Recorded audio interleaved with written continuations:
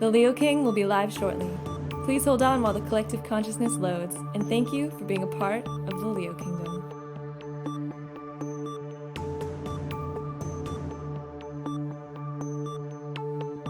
The Leo King will be live shortly. Please hold on while the collective consciousness loads, and thank you for being a part of the Leo Kingdom.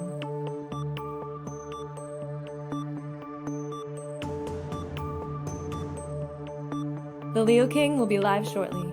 Please hold on while the collective consciousness loads, and thank you for being a part of the Leo Kingdom.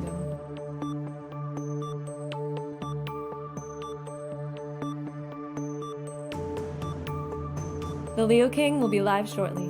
Please hold on while the collective consciousness loads, and thank you for being a part of the Leo Kingdom.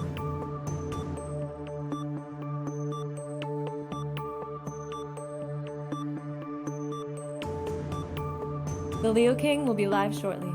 Please hold on while the collective consciousness loads, and thank you for being a part of the Leo Kingdom.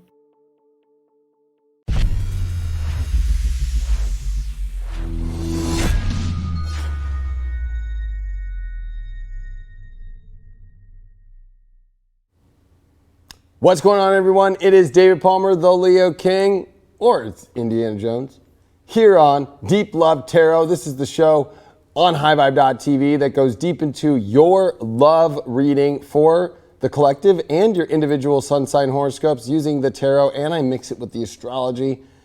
Please join us on highvibe.tv. We have awesome exclusive content, and of course content like this that's free, and the apps are free where you can watch so much of lectures that I have, other lectures of other people on there, so much awesome content, art shows, spiritual shows, horoscopes, tarot, intuitive. There's so much on there. Please join us at highvibe.tv. That's what keeps this show on the air for you free.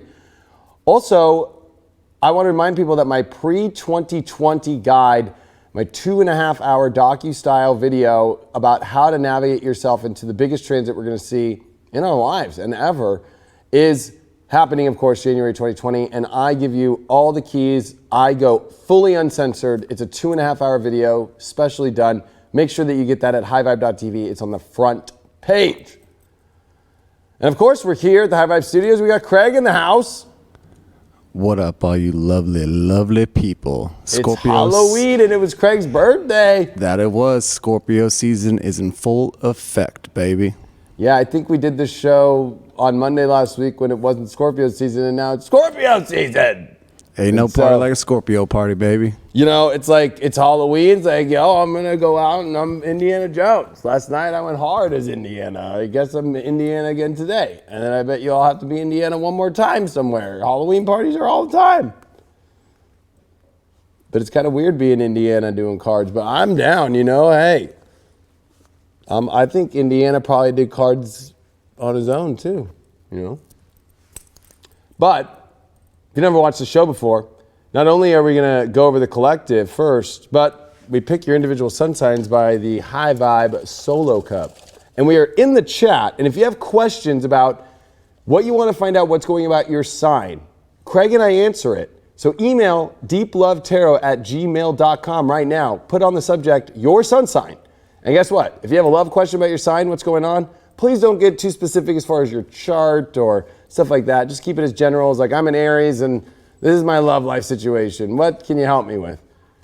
That way, all other Aries can help you, or all other Geminis, or all other Pisces, or whatever. So please do it that way. We love answering them. That's the best part of the show.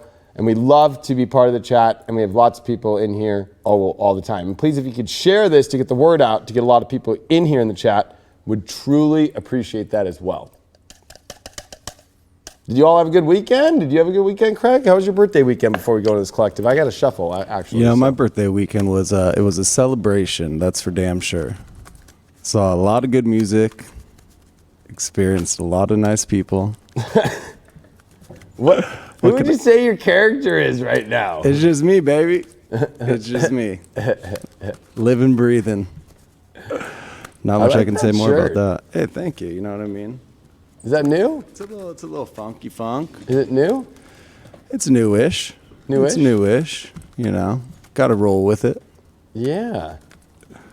I know. I felt a little like, I don't know. I was like embarrassed to kind of rock, you know, like, because when you go as like Indiana Jones, you gotta like, I look like I'm straight out of 1930 something, you know? So it's a little weird. But I love Indiana Jones. I love the series of Indiana Jones. So fuck it. I was Indiana Jones. But I think Indiana Jones is a badass. And there's a lot of occult knowledge in Indiana Jones movies. You gotta like look for it. I mean, everything from the Holy Grail to the Ark of the Covenant to, I didn't really like the Temple of Doom. I thought that one was the worst. I just couldn't stand Mr. Dr. Jones, Dr. Jones. I just, I didn't like that. And the whole like, you know, pulling the hearts out, like it was just a little too much. That kind of went off the mark. But Crystal Skull, the last one, that was a good one. Did you watch Crystal Skull? I've seen them all, yeah. I was actually like the Crystal Skull one. We got into the aliens and it got into the Crystal Skull from Aliens. Like I was like, damn, they fucking went all out with the whole secrets of the U.S. government and all that shit and like the containers and where all the shit is held. I was like, damn, this is a good one. Yeah, that series took it to the red line. That's for damn sure. I heard they're trying to bring it back, but without Harrison Ford, and they were gonna like That put ain't gonna another work. person in or something. That'll be garbage. It'd be garbage. I think I'd make good indie. I don't know. Maybe I don't know. Maybe I don't know. Yeah, I think you can do anything you put your mind to, my friend. That's true. I'm on the last, you know, we are shuffling the decks here. Maybe you want to show people if they never watched the show before. We go real and we actually do look at this stuff, you know, like we actually are here and we have the Astro Dice. Look at that, a little death card there. Ooh, who's going to get that death card this week? Ooh, this is going to be interesting week in love. We have Mercury freaking retrograde. Who's ready in the chat for Mercury retrograde in Scorpio? On top of Venus, might I add. Ooh, that one's going to be gnarly. Yeah, we'll get that party started. It'll be good. Or it won't. One of the two. Well, I think, you know, because we're talking about the collective before the reading is, guess what? Mercury retrograde on top of Venus. Wow. Talk about change of direction with relationships, understanding them, communication, environment, exploring what that depth will be for that 3-week cycle. There's a lot that's turning. And it's going to be a pretty wild one. And also Venus moving into Sagittarius this week. So lots of different new experiences. Lots of, you know, this is going to be the second to last time the moon will pass Jupiter in Sagittarius. And then next month is the last one on the new moon, actually. And then no more moon, Jupiter, no more of the two benefics. We're about to get the benefics in the same sign. So this is some good energy. You want to use it right. You don't want to waste it. And you definitely don't want to, especially with love, kind of play the, I'm not, you know, meh. I'm not really ready or something. You're gonna miss out. Like there's not a lot of great Venus stuff and a lot of Venus Capricorn stuff, and then all the Venus Aquarius stuff is not going to be really aspected well to squares to Uranus and Taurus. So, and then Venus and Pisces, that will be a good time, but that's far away. I mean, and then we're ready to be in a whole other world. So, I would definitely. I think people need to open up their hearts. I'm ready for that change. People need to open up their hearts. I could use a little change when it comes to old. love. This cold-hearted shit is just like weird. And we're all a victim of it. And I appreciate all the birthday messages. I saw a bunch in the chat, so thank you all very much. I appreciate that. The people that hit me up on Instagram, on Facebook. Thank you. Much love. Much love. All right. Here we go. Oh, look at that cord. All right. Oh, I see. There we go. It is time for Indiana to get ready for this. All right, this is for the collective reading for the week of October 28th through November the 3rd, 2019. Let's see what's going on with the collective in love this week. First card we got is the Magician card, upright. Wow. This is exciting. This is definitely stepping into our power. The one thing I love about the Magician card, it has all the 4 elements of the deck. It has the pentacle, has the sword, has the wand, has the cup. It's connected from the divine with the rod, the magician's wand, down to here on earth. So this is a very powerful card. This is where magic comes in love this week, but you have to connect the divine to the reality. If you're in relationships right now, if you're partnered or single, wherever you're at, there's got to be a magic there. There's got to be something that still is like a feeling of a force of connection, a feeling where the sensuality is there, the passion in the heart's there, the intellect is there, the emotion is there. There's got to be everything there. This is not a time to waste your time on energy where it's half-assed or there's something missing. Don't even waste your time. Don't even go there. Go to where the magic is, folks. Magic Hour is beaming this week hugely. Our challenge this week is the North Node of Life's purpose. So maybe it feels like if it doesn't feel like there's a similar path, if it doesn't feel like there's a similar energy, I know the Magician card can kind of feel like that, but the challenge here is like, if your guys' paths are totally different likes, different ambitions, different goals and where you're going, it might not be the place to go. But I will say that with a challenge, it doesn't mean it's the end of the world. It might be like the challenge of feeling like, oh, we are on different paths, but when you look on the deep path, you're like, oh, wait, we are. Just maybe it's just different ways about going about it and how do we integrate. So this is definitely going to be challenging for some in the way of like, you know what, I know my life path purpose is not with this energy. And then for others, it's like, how do I incorporate similar paths, just different ways of going about it? That's a big one. I think that one's going to come up really big. But, with the North Node in Cancer, the challenge is like, whether it's, can you live in the same home or same, emotional connections? Like, right? Like if there's a challenge in emotional connection and there's no emotion there, then that's a pretty clear sign the magic ain't going to work. Like with this North Node in Cancer right now, emotions are everything, and finding a deeper emotion in things. It's just everything. It's everything. It's everything for real. It truly is. Overall, what did we get? We got the Grounded card. There's something about this week in the relationships. Like, not only is it going to be magical and it has to have a purpose, but it has to be grounded as far as like there is something that feels like it's in alignment so much that you're in it. You're not like pulling anchor and searching around still, or you don't feel like the relationship wants to come together. There's something about this anchor to me. Like, they always say kind of like, I don't know, it's an old expression of like, oh, you got the ball and chain. I mean, I think that's a negative connotation. I like the connotation of drop an anchor a little bit better. Like drop an anchor, both people drop an anchor.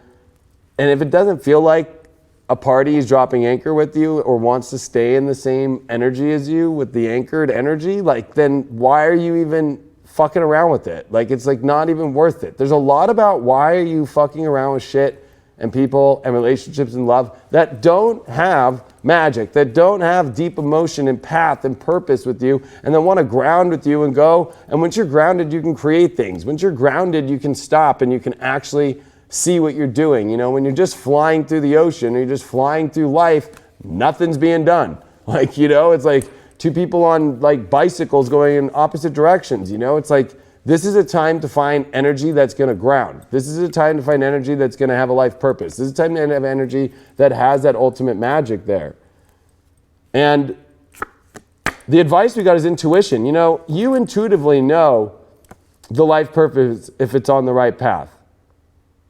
The way to understand and get through this challenge is through intuition. It is through understanding intuition is signs, but it also is understanding that, some people can twist intuition a lot, right? Like be like, well, I feel this, or I feel like I could be this. Like, no, intuition is like massive signs, massive things going on that are like, okay, I actually know that this is really there. There's so much that is going to scream at you through your spirit about whether or not it really feels like it's going to fulfill a deep purpose in your life. And if it does, that's how you know the intuition's on. But if that intuition is questioning that so much, maybe there's something to say that there's not something on the life's path, the life's purpose. You know what I mean? Like maybe it's like, I don't know, it's not really there. I don't know. This is going to be an interesting thing. We do have another deck called the Moon deck, which I love this deck because we met this amazing woman there, Ariana Lay. Or is it Leah? It's Arona. It's Arona. Leia. My Pluto, Saturn, and Mars in the third. Arona Lay, right? Yeah. She's a Leo too, right? Yeah. We met her at Shaman Derek's book signing party, and she just came out with this new deck called the Moon Deck. I think it's the moondeck.com to get this deck. And I'm going to use this deck today as kind of like a final affirmation if I feel called to it. But for this collective one, we're definitely going to do that.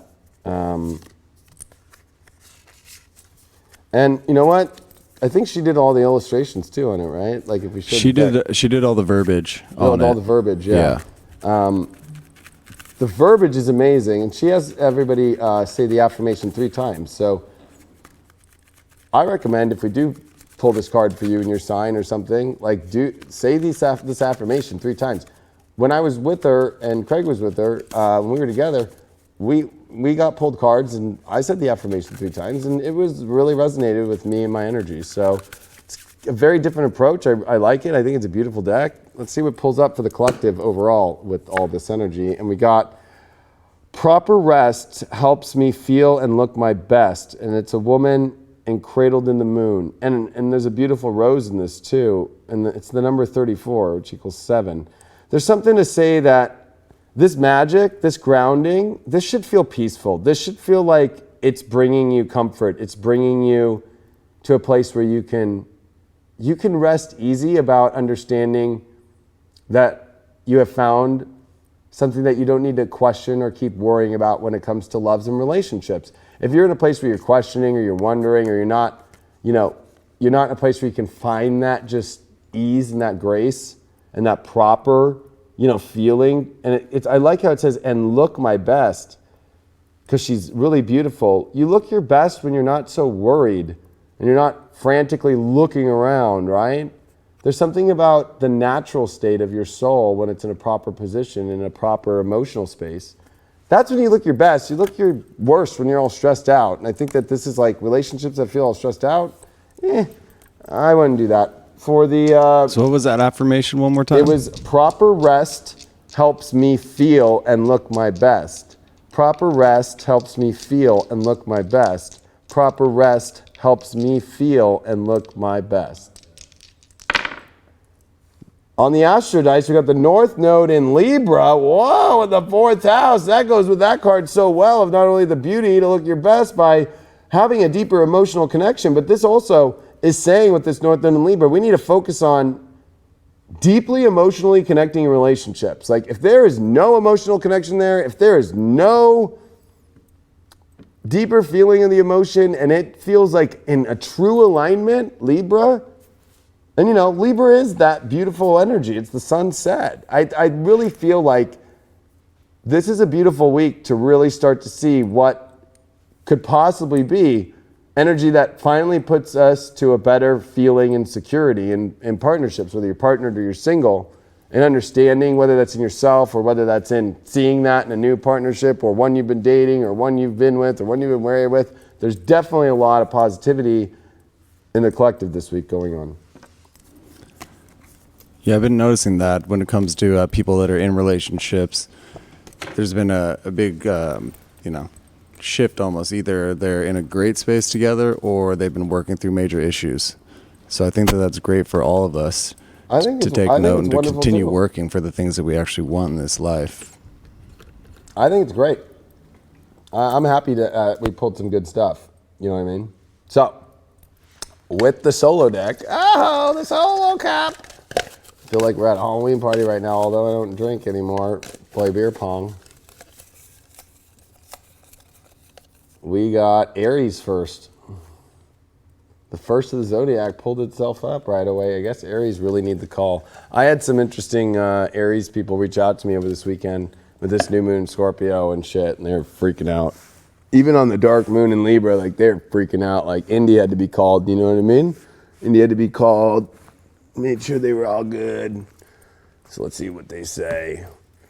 We have any Aries questions out there? Remember, deeplovetarot@gmail.com. We answer your questions. You just put in the subject matter, hey, I want to know what's up, and we got you. But no chart stuff, just Aries questions. Like, hey, I'm an Aries, this is my situation with love, or I have a question about it. Any Aries stuff?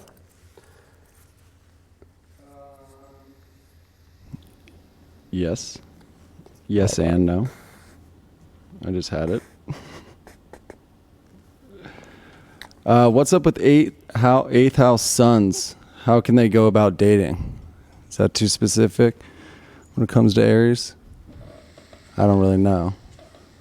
But is there something specific? I mean, we can cover it real quick, I guess. Yeah, let's hook them out real quick. All those question. eighth house individuals. Well, eighth house have a lot of walls. So they don't let people in. They are very specific about who they let in. They have their own life, whether that's a private life. They don't like to expose everything.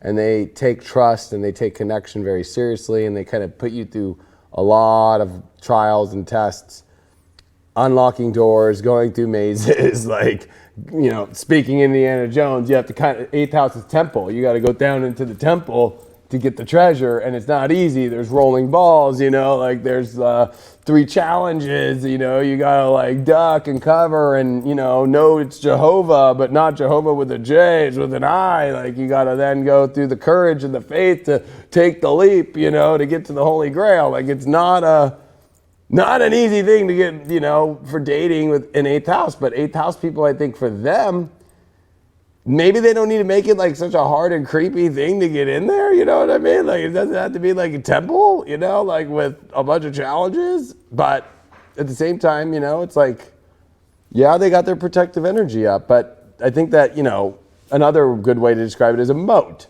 It's like right when the fucking, you know, okay, like let me let you in. It's like right when you're walking across the moat on the bridge, fucking, they usually pull the bridge up and you fall off and then you're thrown in the moat. They don't let a lot of people in. But once you're in, you're in. But it's not easy to get in. It's like harder to get into than the Oscars. Where's your sun? Mine? Yeah. Mine's in the 12th. Well, there we go, people. No boundaries, no borders. Hello. Where's mine at? Hi, I'm in the 12th house. Like I'm in Pisces world. Woo! As a Leo. Do you know All off the right. top of your head where mine is? What? You know in off the top second house. Yeah, that's right. Don't forget. This motherfucker really like thinks like I work with him, been friends with him for decades, and fucking don't know his chart. Like I'm actually the second chart on his astro. So. Actually, you were the second chart on my first Astro account in 2008. Boom, Or maybe baby. it was 2009. No, it was 2009. I did a little costume change. Getting fancy now. All right, let's see what's going on with Aries this week. All right, Aries, your first card is the King of Rods. So, wow, Aries, a lot going on this week. Definitely stepping into the power, but you have to step into the power of moving forward into the heart that you want.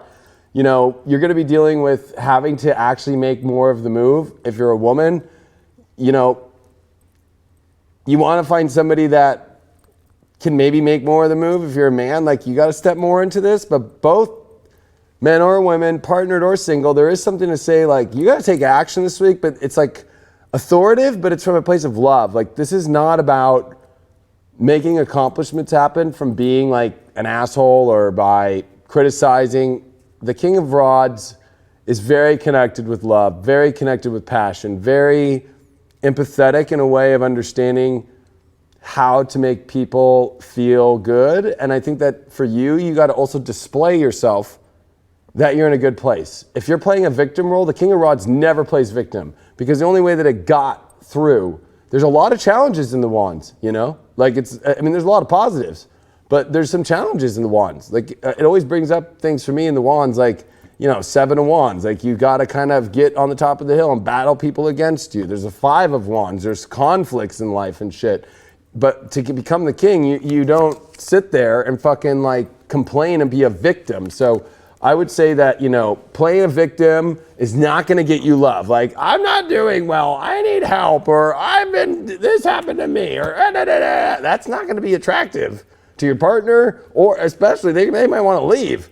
Or if you're single, nobody wants a fucking victim. Wow, we got 8th house as your challenge. There's a lot about, we were just talking about 8th house. You're not like letting people in. Like, you know, like it's like or being truthful about things. Maybe there's things that you're hiding in a relationship right now, or you feel like somebody's hiding something from you. But I definitely feel like this is like learning to be more open, opening up, letting go and bringing an ending and new beginnings of any victim mentality, and bringing new beginnings to bringing love into your life. But you got to end the old cycles this week, and you got to end things, and you got to transform them into beautiful things. At least you got the King of Rods. You got a great card for love.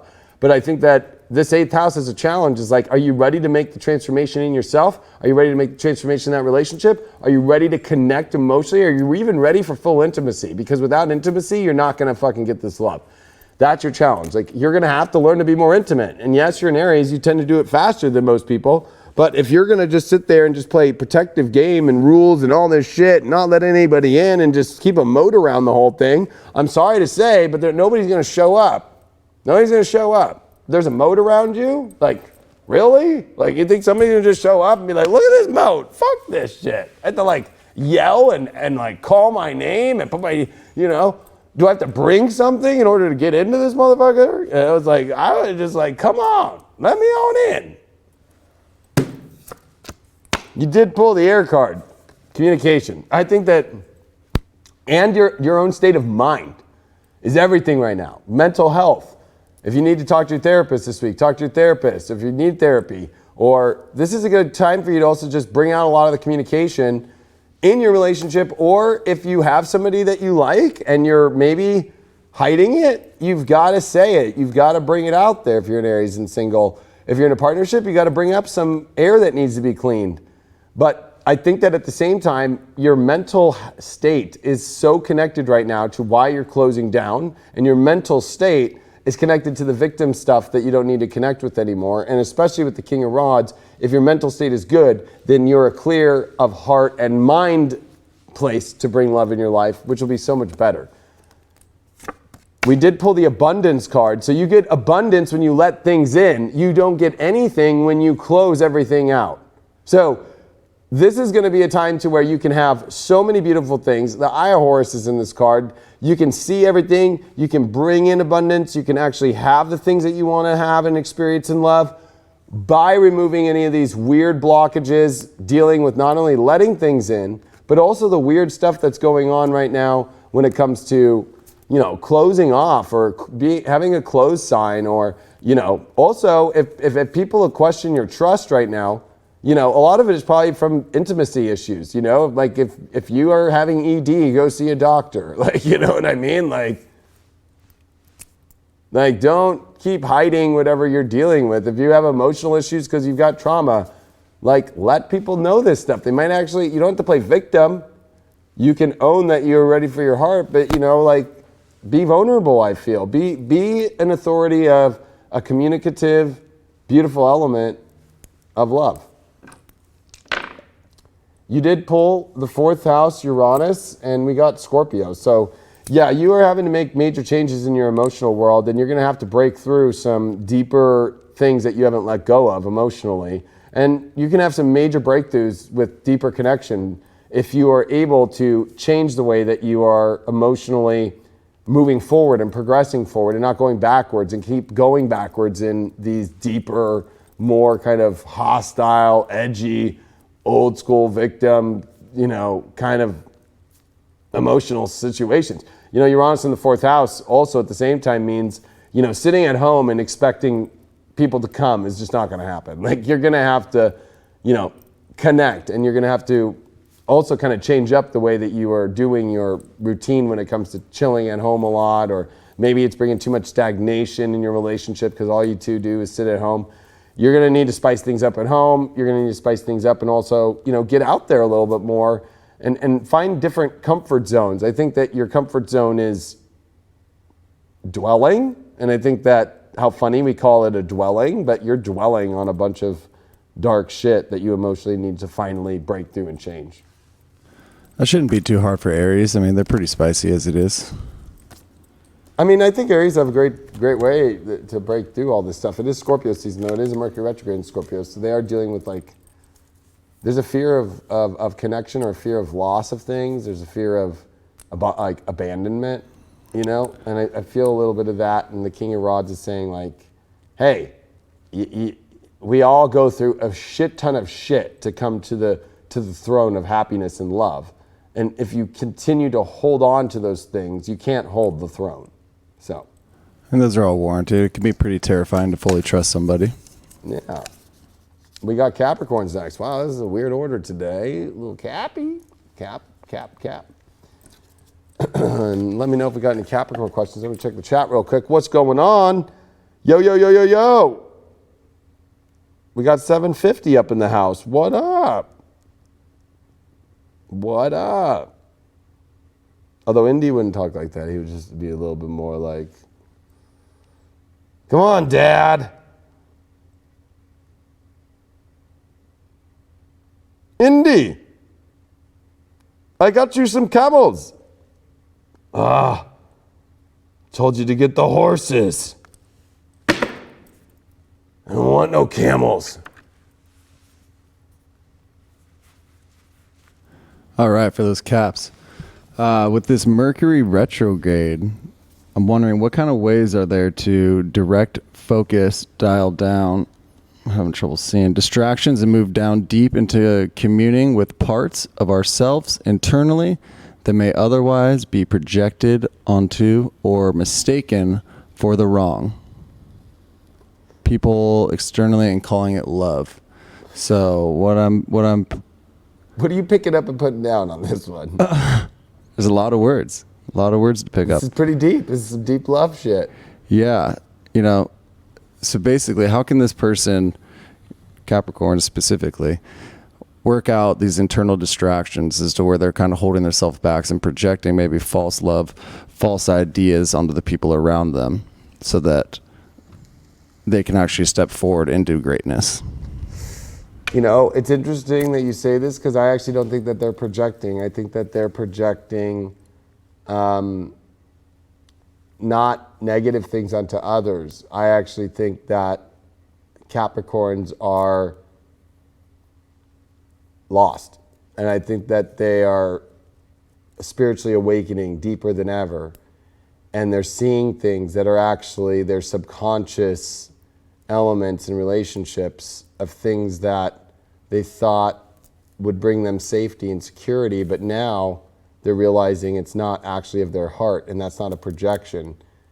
They're going through massive changes all the time with Saturn and Pluto, especially with Pluto since 2008. No Capricorn is safe from just continual change that just is intense and kind of resetting the whole clock every time. But this time's different with Uranus and Taurus. It's like they know what they want for love, but they tend to hang on to positions that of people who are actually dealing with subconscious energies of theirs that they haven't dealt with, that they're trying to seek comfort in, and that whole transit's over. But with Chiron and Aries, there is this feeling of like the emotions are not there with the people that they're searching for, because it really is not what they want emotionally. It's like they're stuck in places that they don't want to be emotionally. They're like afraid of really also letting the emotions out of what they want. They don't maybe believe they could have who they want. And I think that that's something that they have to learn to either exit the things that they don't want and then learn to not be afraid to go towards and watch magic and uniqueness and beauty happen when they actually step forward back into their Capricornian power, that they have authority in their life and they can make decisions. It's not projection. The Capricorns don't project. Capricorns make decisions off things that are not in alignment. And they start believing they're projecting some negative thing by falling victim to that they are making a horrible decision that's affecting someone's life. They got to learn to disconnect from that and learn that they have to make decisions that are the best for them, that are going to bring them the real happiness they want. And that's not a projection. They're creating projections of themselves as the bad person instead of actually being like, I don't like this person. I just want to get out of it. And they're feeling guilty, and they shouldn't feel guilty. They need to step into their authority. So, all right. Capricorns, what did you guys get for this week? This week you got the Three of Pentacles reversed. So, yeah, it feels almost like this week you're coming into a lot of relationship situations, or your current relationship, or you've been just throwing everything that you have at it in the kitchen sink, and you've been, dealing with lots of different people or trying different people, and it just hasn't been working. That's okay. You need to write this one off and be like, you know what? This isn't working. This isn't showing up. There is no connection. There is nothing that's being made here that's actually salvageable. Like, it's like trying to continue to build something or try things with people right now that it's not going anywhere. It's not being built. It's not being created. And they're not also assisting the same way that you're assisting, or they're not showing up the same way that you're showing up. So I think that this might be a little difficult, because I also think at the same time, you know, it's like you're looking around like, well, where else is there something? Well, you keep looking around the same like circle, like, you know, like that already didn't work. Like, you know, or you might be trapped in like situations with the same people that you just keep going back and forth, back and forth, back and forth, back and forth. It's like, what are you doing? Like, this isn't creating anything. It's time to move forward and go build the structure you want and find the energy of somebody and other people and that are all on the same page. Like, this is where there's not a lot of people on the same page right now. And you might even be in a relationship right now where you guys are not on the same page of life at all anymore. And it's kind of coming to this, you know, interesting moment where it's time to really find like the sculpture that you want to build and stop being around energy that's not doing it. It's not working. There's a lot of things not coming together. Like, I know how much it is to try and pour your heart into something or build something beautiful. Like, even if, like, let's say we're making a painting and it's fucked up, it's almost like you're accepting a fucked up painting instead of being like, you know what, it's okay to scrap it and start a new one. I know that, you know, they say you could salvage any painting and make it beautiful or whatever, but let's be honest, let's be real. Like, come on. I don't think that Leonardo da Vinci would have put out anything that wasn't like amazing and fucking like mind-blowing. You know what I mean? So that's what you want in your life. Like, why are you fucking around with things that aren't mind-blowing and gonna connect with you? Wow, yeah, you got the 12th house card as your challenge card. Yeah, you're stuck in patterns. I felt it. You're stuck in the same patterns, the same people. You're just going over and over and over again the same shit. It's like, why? Why are you continuing to try with somebody you already don't know? You already know, but you're afraid of escape. You're afraid of escaping. You're afraid of leaving. You're afraid of being alone. You're afraid that nothing will show up. You're actually not trusting God to bring in something that you really want, but you can only prove to God that trust by actually being like, I trust you to bring in what I want to have. And I'm only going to do that by letting go, because what do we have to do? We have to surrender with God. We have to surrender. We have to let go. And once we've let go, guess what? God's going to show up. This is going to be dealing deeply with God. And also a challenge when the 12th house comes is maybe you're dealing with somebody who's an alcoholic, an escape artist, somebody who's not revealing everything. You could have a challenge right now of somebody who's, you know, kind of like living in their own fantasy world, or they're not even connected to the spiritual realm at all. I feel like if you're connected with somebody that's not connected to the spiritual world at all, I mean, do you really think that this thing's gonna create anything good? Like, that's not gonna happen. Like, this is a time for you to realize it's time for you to go to a beautiful, imaginative place that can build the thing that you want in your life. It's got to have the Three of Pentacles is always building a beautiful sculpture. It's got three people. It's got these people all invested in building something beautiful, and they all have something to create. And it's like, if you're in a relationship and this person isn't in that space, they're not doing it, it's all 12th house. And your challenge too is maybe you're creating an imagination of something that is not building anything, and you're seeing like, you know, two pieces of wood that aren't even coming together as like this beautiful like pyramid. It's like, come on, like get out of the illusion here. You pulled the veiled card. There's definitely some weird shit going on here. It's like you're not revealing how you feel fully. You're afraid to come out. You're afraid to show your real feelings as far as what you're not liking and what you don't want to be in. And you're it's almost like afraid of leaving. It's also afraid of entering into things of people that you really want. You might even yourself be really liking somebody that you are hiding and you don't know how to act this week. Like, wow, I really have feelings for this person, but wow, that is a lot. I don't know if I'm going to be able to like say something, or it might be a situation that you come in and you're like, whoa, like this is not what I was expecting. This is showing up out of nowhere. I'm trying to keep my cool, but you know what? Like, there's something about that. Like, is that really what it is? Like, is it something that actually could build something? This is going to be a really weird week for Capricorns, especially with Mercury retrograde in your 11th house. New people, rethinking the people in your life, the world that you live in. There's Mars squaring Pluto this week. This is Venus coming into Sag, your 12th house. there's magic you're trying to find. If it's not there, you know, it's almost like you don't know how to deal with it. I think the way we're going to help that is with clarity. You're going to have to be clear on if this is just an escape tactic because the person that you're interested in or the person that you want to is just to get out of something and you haven't got out of it yet. But if you finally have ended something with somebody, that gives you clarity. That lets God bring things in, and then it's going to be clear if this will work or not. But you also have to be clear on what you're veiled. So you might have to communicate, or you might have to send out a signal. And honestly, signals are kind of hard with clarity. Clarity is clarity, right? So it's like you're going to have to be clear, and you have to say what you're going to have to say, and you're going to have to say, hey, this is what I'm feeling. This is where my soul is, and you're going to have to throw your soul out on the line here. You just can't just kind of cloak anymore back. Capricorns have been cloaking back on emotions. They've been excited about the future for love, but this Scorpio transit in opposition to Uranus was definitely with the new moon, like setting up a new month of, this isn't the world I want to be in. This isn't the kind of person. These are the kind of people. Like, let me find the people that really are on the same page as my love and my excitement. And there's a little bit of that hesitation with all this sad stuff, so, but you got to go on the adventure. Like Indiana Jones is here to tell you, go on the adventure. Like, what are you doing? And we pulled Capricorn, Jupiter at the 10th house. Yeah, I think that this is about, number one, your belief systems and where you want to go and the destiny in life that you want to have in a relationship. In Capricorn, like, go towards that option. Like, you have to realize that you have good luck on making hard decisions right now. Capricorn, 10th house, holy shit, with Jupiter. It might feel like, oh my God, like this is this one decision I have to make, but that's going to be all good luck. There's not a lot of options you got. There's not a lot of options. Also, you have good luck on taking a big risk.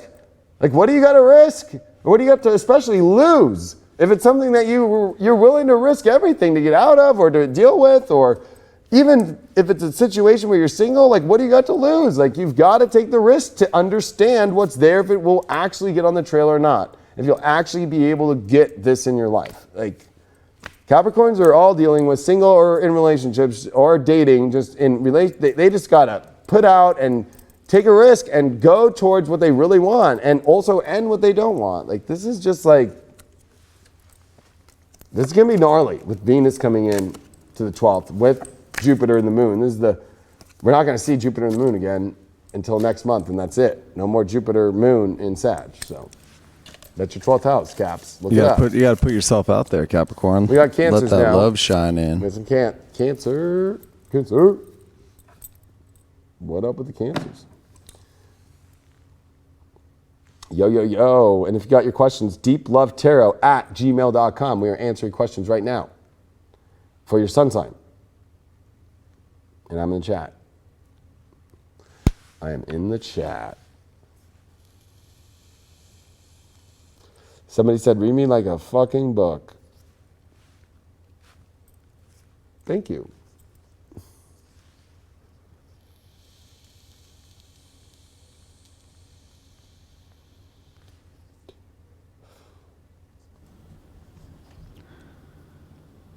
Damn. Some interesting love situations in here. That there are. One person said, yep, he can keep drinking his coffee alone. Drinking coffee alone is not bad. Selfish atmosphere he created on his own. Sad, drinking my still coffee. Sending good vibes. Hope he wakes up to connect with true love. All by my lonesome. So this Cancer's been going on a bunch of dates. Nothing's really been sticking. She was married. But is there something in the air you say? It kind of seems like people are desperate to find love, but they're not really committed. It's like you're almost feeling like she's trying to emerge out of her shell, but something's holding her back. Is there something going on with those Cancers that's kind of dragging her back down into the depths and not really letting her find that emotional connection that she's searching for? And your mic died. We were contemplating changing out those batteries and said, we're going to roll with it. So just hold on 1 second.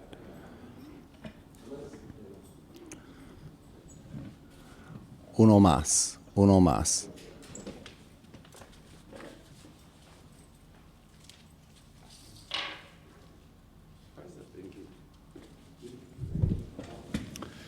You know, when you speak that truth, it kind of just drains the electronics and shit happens. We kind of go off of the 2-bar system, and if it's rolling with 2 bars, we just kind of keep going with it. But this time it cut us off short. So to reiterate, oh, we got you back, brother. We got you back. So right. Cancers, there's something holding them back a little bit from finding that true love? I would say that it's not so much about what's holding, well, I guess we could say what's holding them back, but I would say that it's this.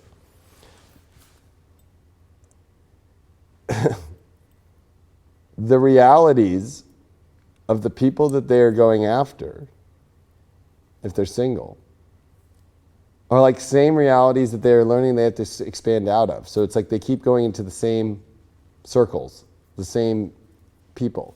Uranus and Taurus is saying, you got to go to find love in new people, new circumstances, new circles. Like if you go to the same bar with the same people in the same group and you're looking in that same, like this is where you like go to a whole nother, you know, not even a bar, like you go to like a new moon ceremony or something. You go to like a whatever, you like how Cancers are having to look at new kinds of people, not like the same kind. Like I like a biker, like, you know what I mean? Like, okay, well, bikers aren't really working in the biker bar and he always is fucking you over, you know what I mean? Like, okay, like you got to look at new places and new realities. Like it's much more of that than it is like, oh, people aren't willing to commit or I'm not willing to. It's like you're also probably with Saturn, Pluto, South Node, and Jupiter getting ready to come into Capricorn, all in your relationship house, like learning like it's a step process.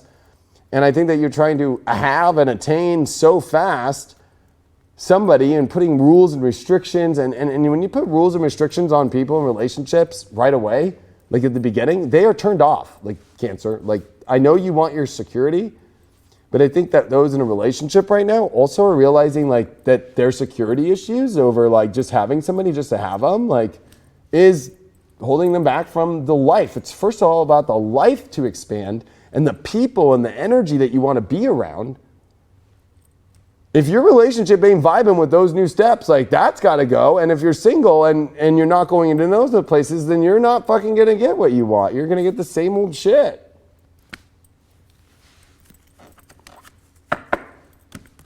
Cancer's first card is the 10 of Pentacles reversed. How funny. Yeah, it's time to look in different places that you call home or that you call, you know, 10 of Pentacles is like, oh, this is my castle. I know all the people here. My cousins are here. My best friends are here. All that shit. Like, yeah, that's not working anymore. That's not working. Like, you're in the wrong place. You're looking in the wrong places. Even in your relationship right now, like the feeling like, oh, this new place is good for me. You're probably trying to leave that a lot. Like, well, there's a fear of leaving it. And also I think that there's a part of Cancers right now that are like continually trying to build like a place of comfort and home and a physical way of like union and, you know, kind of like a tribe in areas that they've already tried before. Like, the universe is going to be continuing to pull you out into new places and be like, no, actually you need to go over here. No, actually you need to hang out with like people over here. And I know it's weird kind of moving castles and moving energies into new places, Cancer, but there is something to say that you are looking for a different depth of emotion and balance, but you have changed. And the people that you're around are not on the same page. So you have to find new people that are on a higher frequency of a more vibrational energy of what you're trying to attain in your value systems. And you know, your challenge is void off course. You're missing emotion. So your challenge is also at the same time that you're kind of not willing to make any changes. And that's the issue. You're not willing to make changes. You're just going through the motions. And you're going through the same motions over and over and over and over again. And you're expecting a different result. I mean, it's insane. A void off course moon is that, you know, everything is off. And your challenge is that you're off. You're trying the same thing and you think that it'll happen. No, you're just calling up the old people. Your relationship's going through the same repetitive shit again. And you're wondering why. I think Cancers have to be more bold. You know, a void of course moon, having that as your challenge is like your timing is just off because you're choosing to control things when you're comfortable. And I mean, I understand you need to feel comfortable as a Cancer and so forth. But one thing about the risks that you take in Capricorn being your relationship house is you have to learn to take risks to get what you want in relationships, the real relationships that you want. That's the lesson of Cancer for relationships. You have to go to riskier places that are not comfortable to get the actual relationship you really want. You just can't fucking be in your own little, cozy little place and just be like, yeah, somebody's going to stay here just because I've built a cozy place. That works for the people that use you and then peace out. And you know that. You got spiritual cleansing. Yeah, this is cleansing a lot of people. I keep getting this, especially that we got 10 of Pentacles. Like, there's a lot of people involved in 10 of Pentacles. Like, it's a whole entire castle. It's a whole entire group. It's a whole entire place. Are you even living in the right place? Have you thought about that, Cancers? Maybe you've just moved. I just moved. There's no way. Oh, well, there's a bunch of things saying, yeah, you got to clear some shit out. There's some weird feelings here that are missing because you got to do some cleaning in your personal life here. Definitely dealing with where you're located, where you've hunkered down, where you're at, what you call your tribe, the environment and where you're at every day, what makes you feel like all like safe and secure. Like, you also got to be aware that maybe, it's not so much the external of the people too. It's like you have to do some deep clearing of your own shit.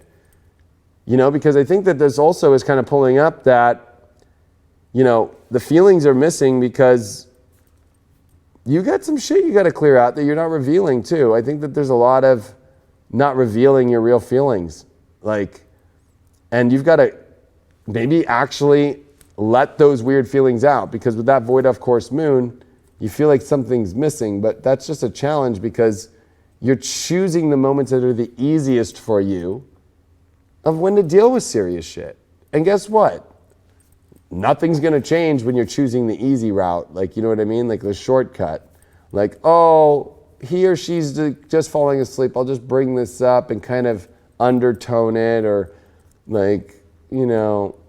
or I'll text them something and then I'll get out of the fight, or I'll give them the benefit of the doubt, or blah, blah, blah. It's like, come on. You got to clear a lot of this shit out. You are waiting for greatness, and you're sitting there empty. Let's be real, Cancer. And you find every little thing that you can to build that you can still have it and still hold on to it. But there's something missing. No matter how much you try, there's something missing. Oh, look at that innocence card. You're afraid of the innocence in yourself. And I want to be compassionate here to Cancers. Like, there's an innocence about this, that a little naive, like being naive to a little bit of this as well. But I think that, innocence is the purity, the fresh beginnings of truth before we get tainted. And I think that what's missing is that you've lost your innocence that you want to feel. You want to feel the innocence of love. You want to feel the innocence of that beauty again, but you've got yourself trapped in places that are just not making sense. They don't make sense with your life. They don't make sense with where you're going. They don't make sense in your timing. They don't make sense on where you're trying to go. They don't make sense on the group that you should be in. More importantly, it's causing you to have to go cleanse, but are you cleansing and then jumping back into the mud? Like, you think you're going to clean yourself off? Like, don't be innocent. Like, clean yourself off and don't go back into the mud. You know what I mean? And we did pull the second house sun. Sag, yeah, you've got to step up with your self-worth and expand it. You got to expand into new partnerships, or you got to expand your beliefs, and you got to set your values, and you've got to expand your values. And if you want something greater in relationship, then you got to explore where that greatness is. You got to take a trip there. You got to actually go there. You just can't sit around and keep waiting for shit to come to you. You've got to go towards the better things in life. You've got to go create those better things in life. It's not going to come to you, unfortunately. I hate to say that to you all, Cancers. Like, you've got to reach out to them. You've got to go to people. You've got to go to experiences that are of a higher quality, of a higher value. And you can no longer just continue on the same path anymore. Like, that's just not going to fucking work no more. Like, Indiana Jones is straight up telling you right now, like, if you ever noticed, he goes on adventures to find his treasures.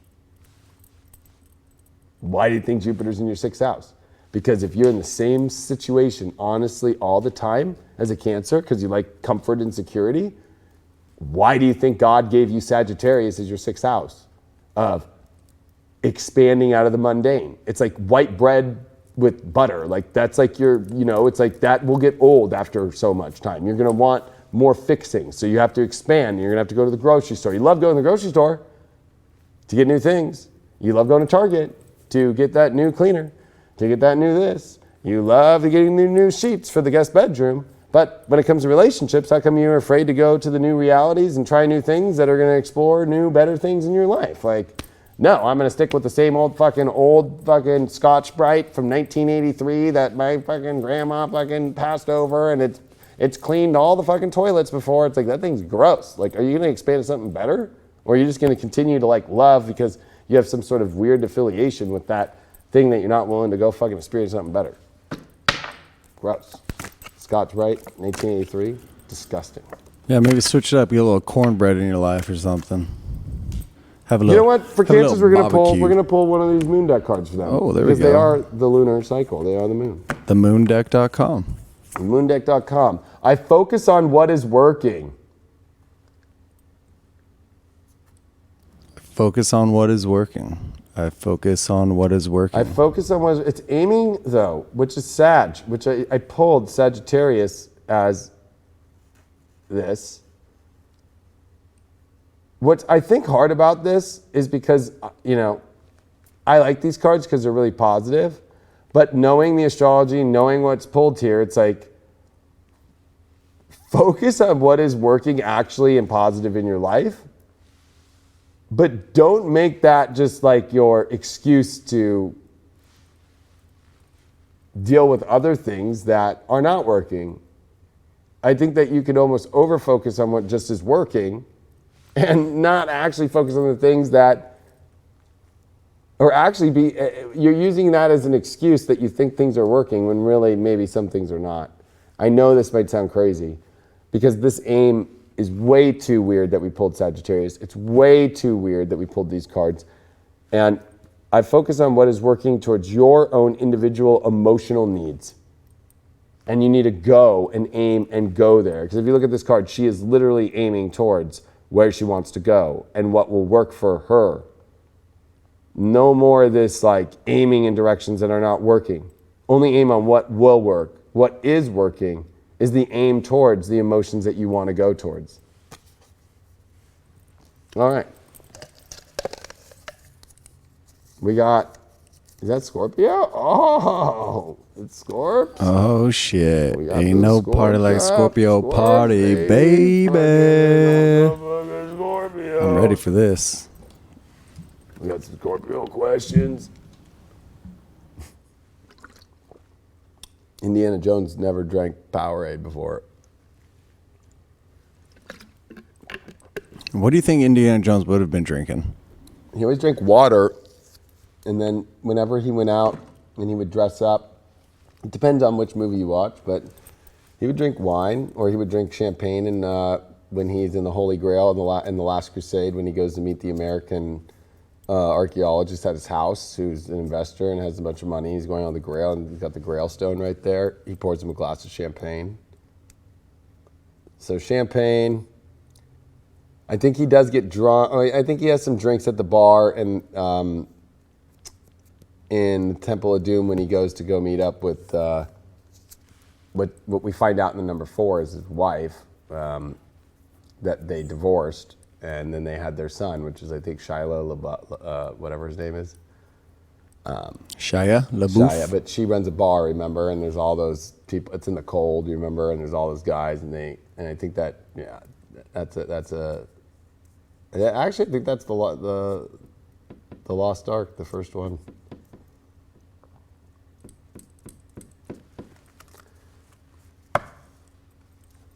No questions for Scorpios? Oh, we do? What do we got? Indy's ready, you know?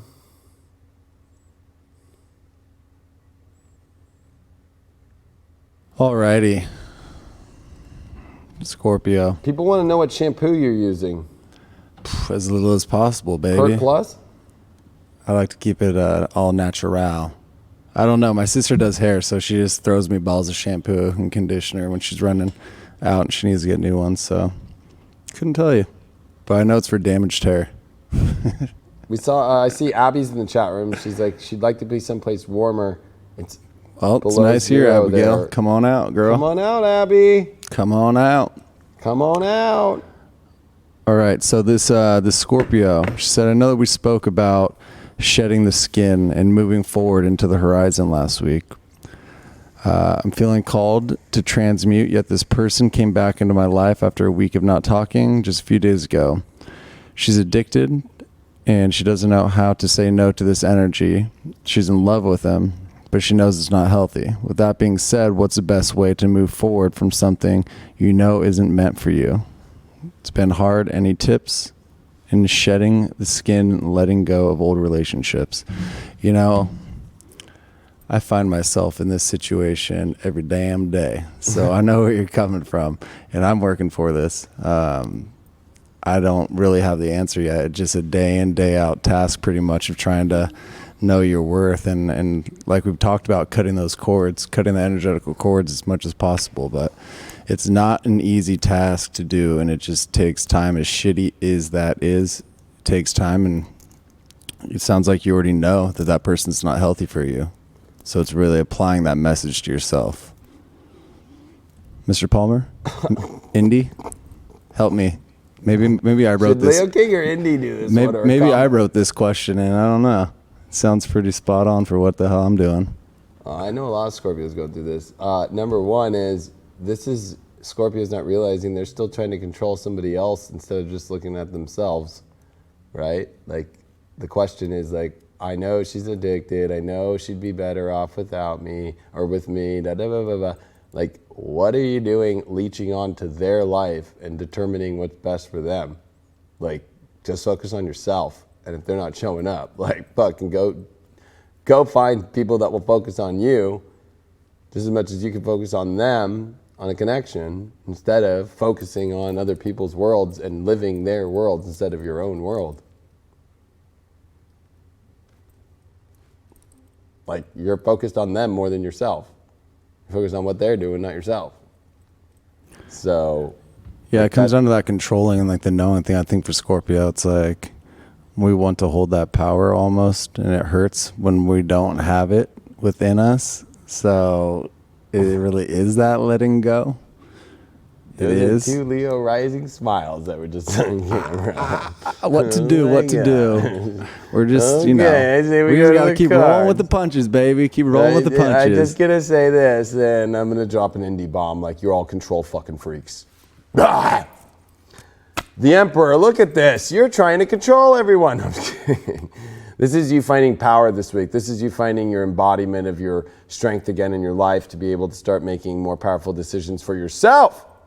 And actually get what you want in love in your life. But you have to be like on that emperor. An emperor is not given the rights. I've always said this. It's not like a king. An emperor is a major arcana card, and an emperor is not done through blood, like lineage. Like an emperor becomes an emperor because he's smart, he's tactful, and he's courageous. And he's also good to the people. But he also doesn't control the people. He just finds a way to get there to where all people get him to, I don't want to say worship him, but allow him to be the emperor. They want a leader. You have to step into your leadership role with love now of what you want and what you're going to do. And that's focusing on your own self and what you want. And I think that this is also at the same time, an emperor is connected to people. It is not alone. There's always like usually a crow. And this one there's, we got like an eagle in this one, which is Scorpio. But I think that there's this need to that you can't go and just be like, well, I just need to be alone.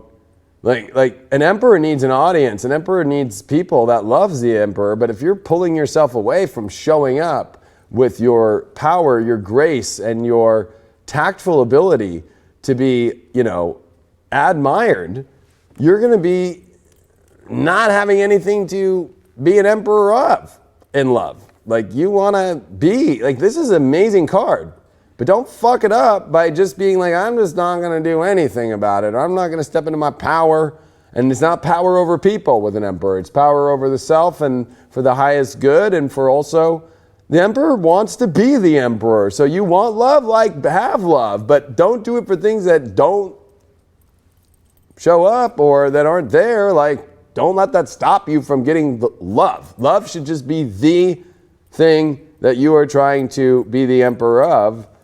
And an emperor is not somebody that's trying to like take control of it. Like you think, like we think of like, oh, and like, you know, an emperor, like, you know, like you're just trying to, no, you're stepping into your inner power. You're stepping into your inner authority, and it's a smart one, and it's very tactful, and it's not one that fucks around. Emperors don't fuck around, and they're very connected to all aspects of life. Emperor knows how the whole system works. It knows what people are doing, and it doesn't waste time because it gets to the top. And so if you want to get to the top of love, stop wasting time on things that are not getting you to love. Your challenge this week is... It's about finding that self-love, too, and that self-appreciation. Of course, yeah. You got to dig deep within and actually look at yourself and say, I fucking love myself. And in turn, you can bring that love back to you. Somebody said the emperor may not want to be the emperor. That sounds like a Scorpio. Like, sorry, you've got to step into it yourself. Like, you've got to. Like, if you don't step into the emperor of your own love, like, you are not stepping into love. Like, you are stepping out of love and you are empty.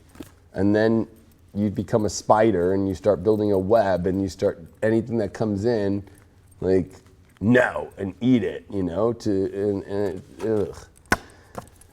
Challenge card is a part of fortune increase. Your challenge is that you don't believe in fortune. You don't believe that you can increase your life, and that's the issue. And of course, this goes to that person who said that in the chat, and of course to the Emperor card. Like, hello, this is a time in your life where you can increase your fortune by stepping into your power. But if you're going to say, no, the Emperor doesn't want to be the Emperor, and you're not going to increase your part of fortune, you're not going to increase your life, you're not going to step into, you know, there's like in zodiacal releasing in astrology, in Hellenistic astrology, there are periods in your chart when the part of fortune, the lot of fortune actually comes into powerful positions in different signs. There's different phases. And this is a phase in your life where you can, you know, shift right now a very powerful aspect into stepping into your power and increase your fortune. But the challenge is that you don't want to. It's like you want fortune, but you don't. You don't want to make the increases. You don't want to step into the power and the authority to actually bring fortune into your life. It's like right in front of your face, but you don't see it because all you see is the shit that is not fortunate. And that's the problem right now, is that you're the emperor of the shit you don't want. And look at this, you pulled past life. You're stuck on past fucking energies, past emotional shit, past relationships. That is your issue. Past relationships. Past. Oh my gosh. Like, oh, I got a past life connection with them. Oh. Well, past life connections, they end.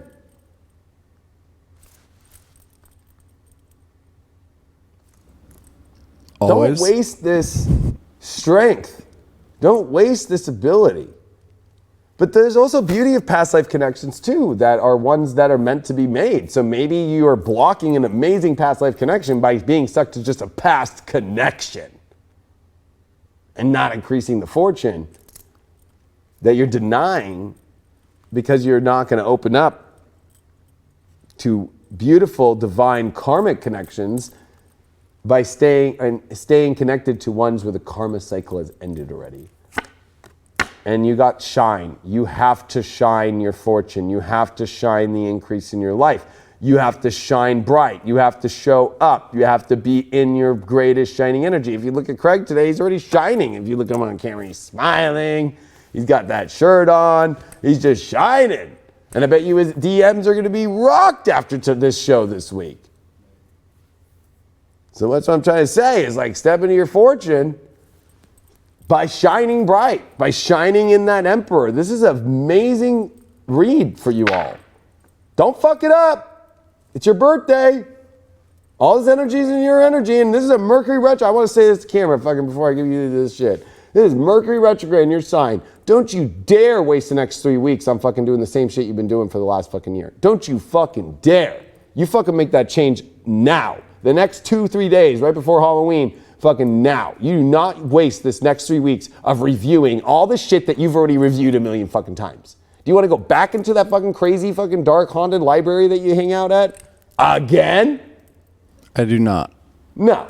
So use this Mercury retrograde to examine and rethink about beautiful receiving new things that are coming into your life and how to readjust your life to those amazing new things that you can attract in your life.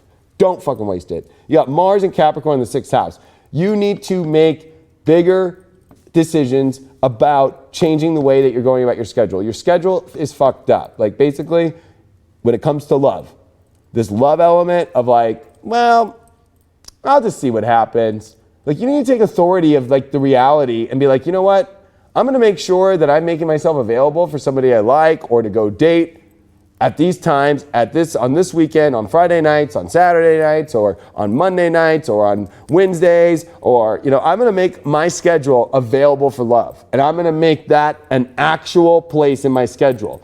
Get a calendar on Google Calendar or a physical calendar and literally highlight times in your schedule that you can spend it on love instead of wasting it on television or wasting it on fucking the same people that you hang around with all the time, right? Or the same thing that you already get in the same shit from. This is the time to make an adjustment to achieve what you really want in your life with love, in your schedule, and actually doing it instead of like being safe in the, well, I already know this, so I'll just stay in that.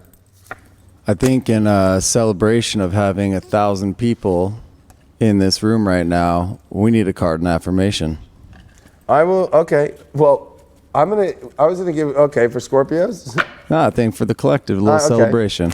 For the collective, we just reached over 1,000 people. So, what did we get for the collective? I surrendered to the power of prayer and devotion. I love this card. It's a beautiful card.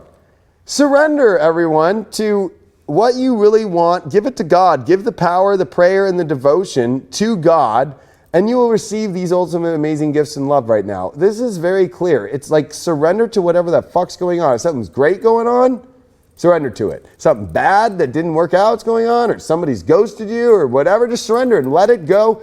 Give it to God and watch God fix this shit. I just sound like a preacher in an Indiana Jones thing, and I'm a fucking astrologer pulling tarot cards.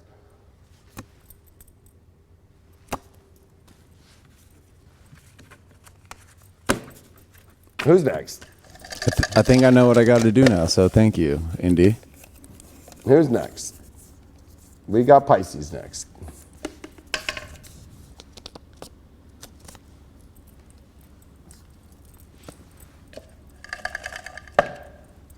We got some Pisces questions? I'm sure we do. Let me get that little Pisces love going. Is that a little sea urchin right here? Is that a sea urchin? Yeah, it's a Pisces logo. No, is that a sea urchin right here? Yeah, I know what you're pointing at. Like, It is. It's hey, little well, all of Pisces, them little are. sea urchin. Hello. It's like a cosmic sea urchin. It's a cosmic sea urchin. Oh, are they good to eat?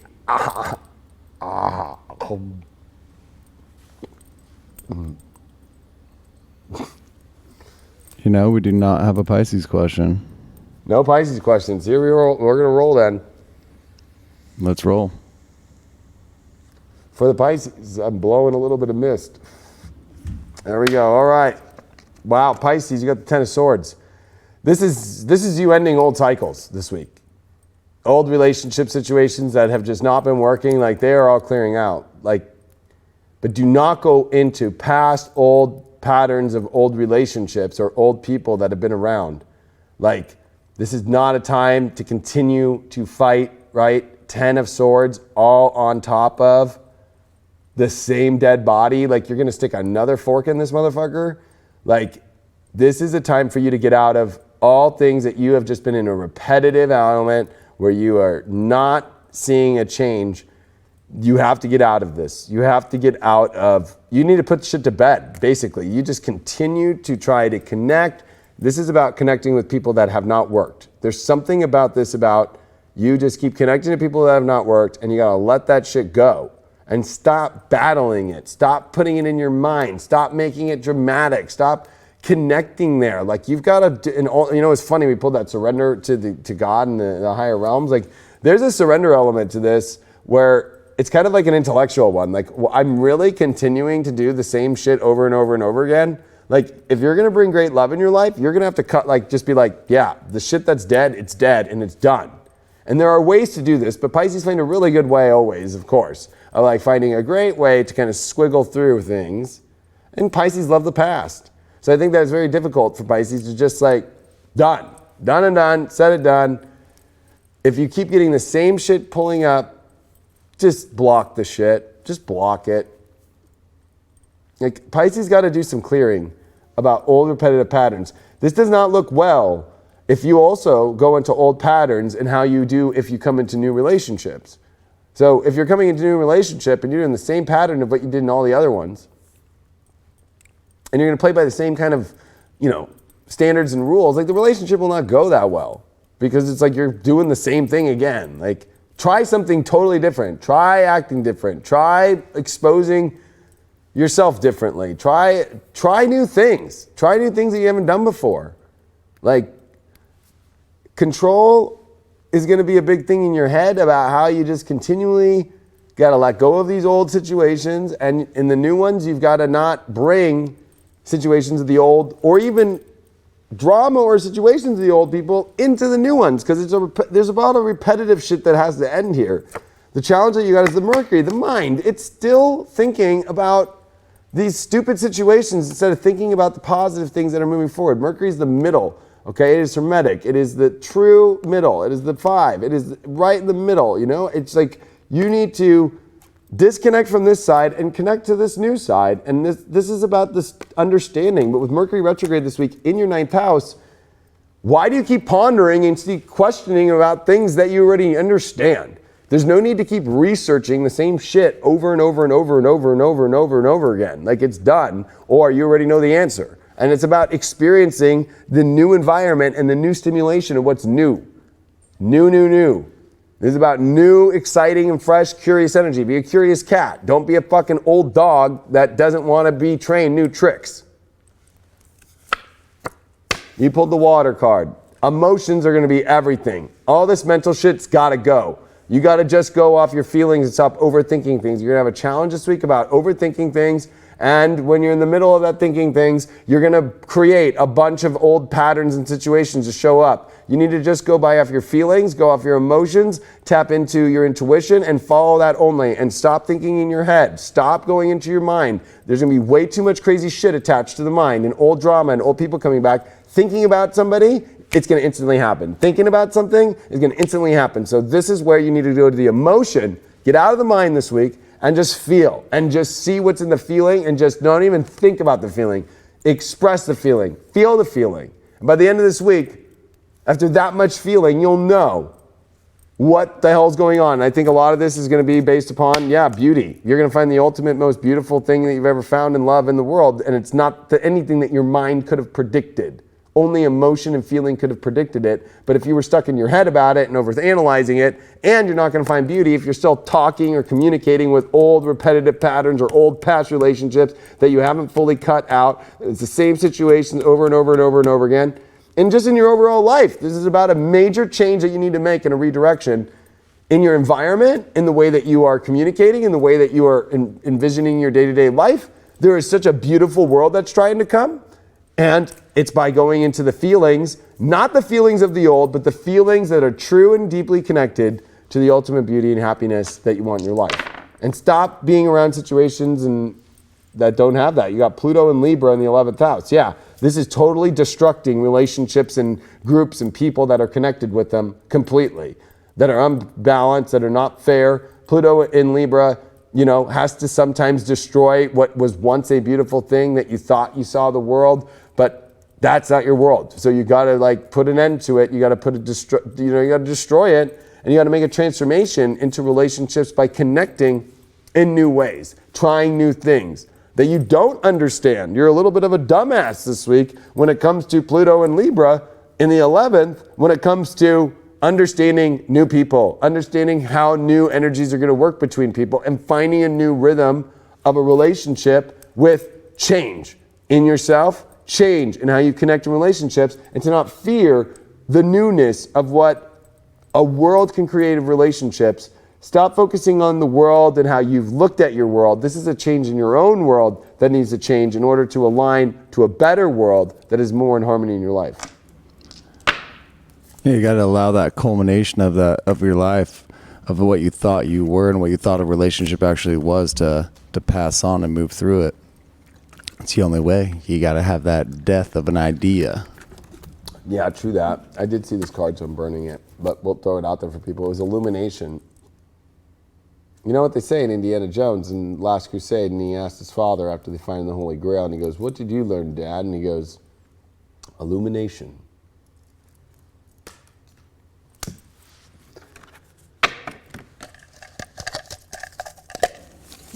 What we got going on now? We got Aquarians. We got Aquarians. That's the Moonchild put this week. We're dumbasses all the time. I don't think Pisces are dumbasses all the time. I don't think Pisces are dumbasses. I think they're extremely smart. But they like to get stuck in old patterns because it's comfortable, and they find their happiness sometimes in more comfortable places. So they got to break through comfort barriers and move into new waters. And once they find comfort in new waters, then they're good. We got any aqua questions going on? We got a lot of aqua questions, but they're pretty generic and not too exciting. Yeah, aquas are pretty generic. No, they're not. I was just waiting for some aqua right now to be like, what? Well, this motherfucker. Maybe you guys in the chat can get involved with this, because this Aquarius has been analyzing the romantic interest way too much as far as why they do what they do. Is anybody else out there struggling with loops about their love? Or it's even obsessive to a point? They're dissecting everything.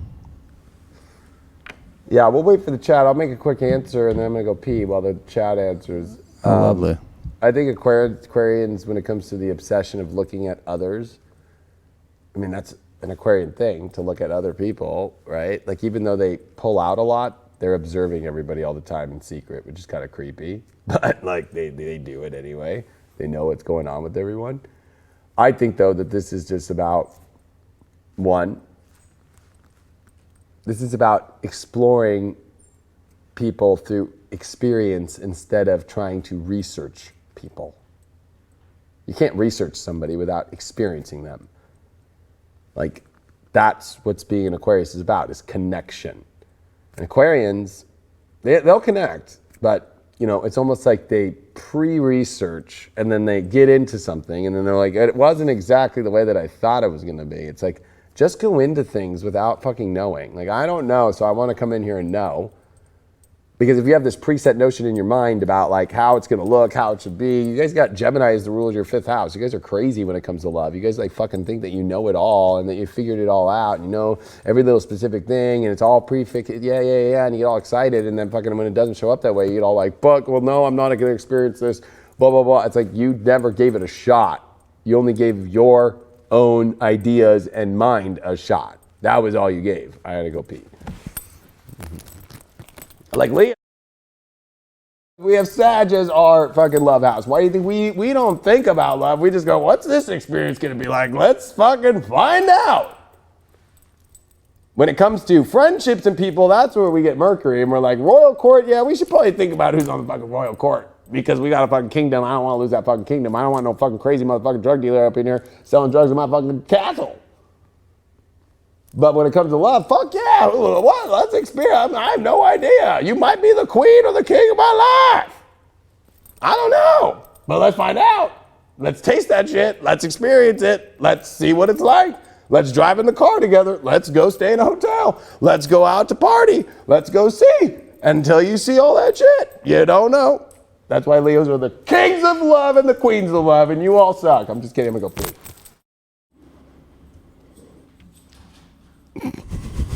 He's a wild one, folks. At least he keeps it interesting for us all. I got you on mute this time, brother. Don't you worry.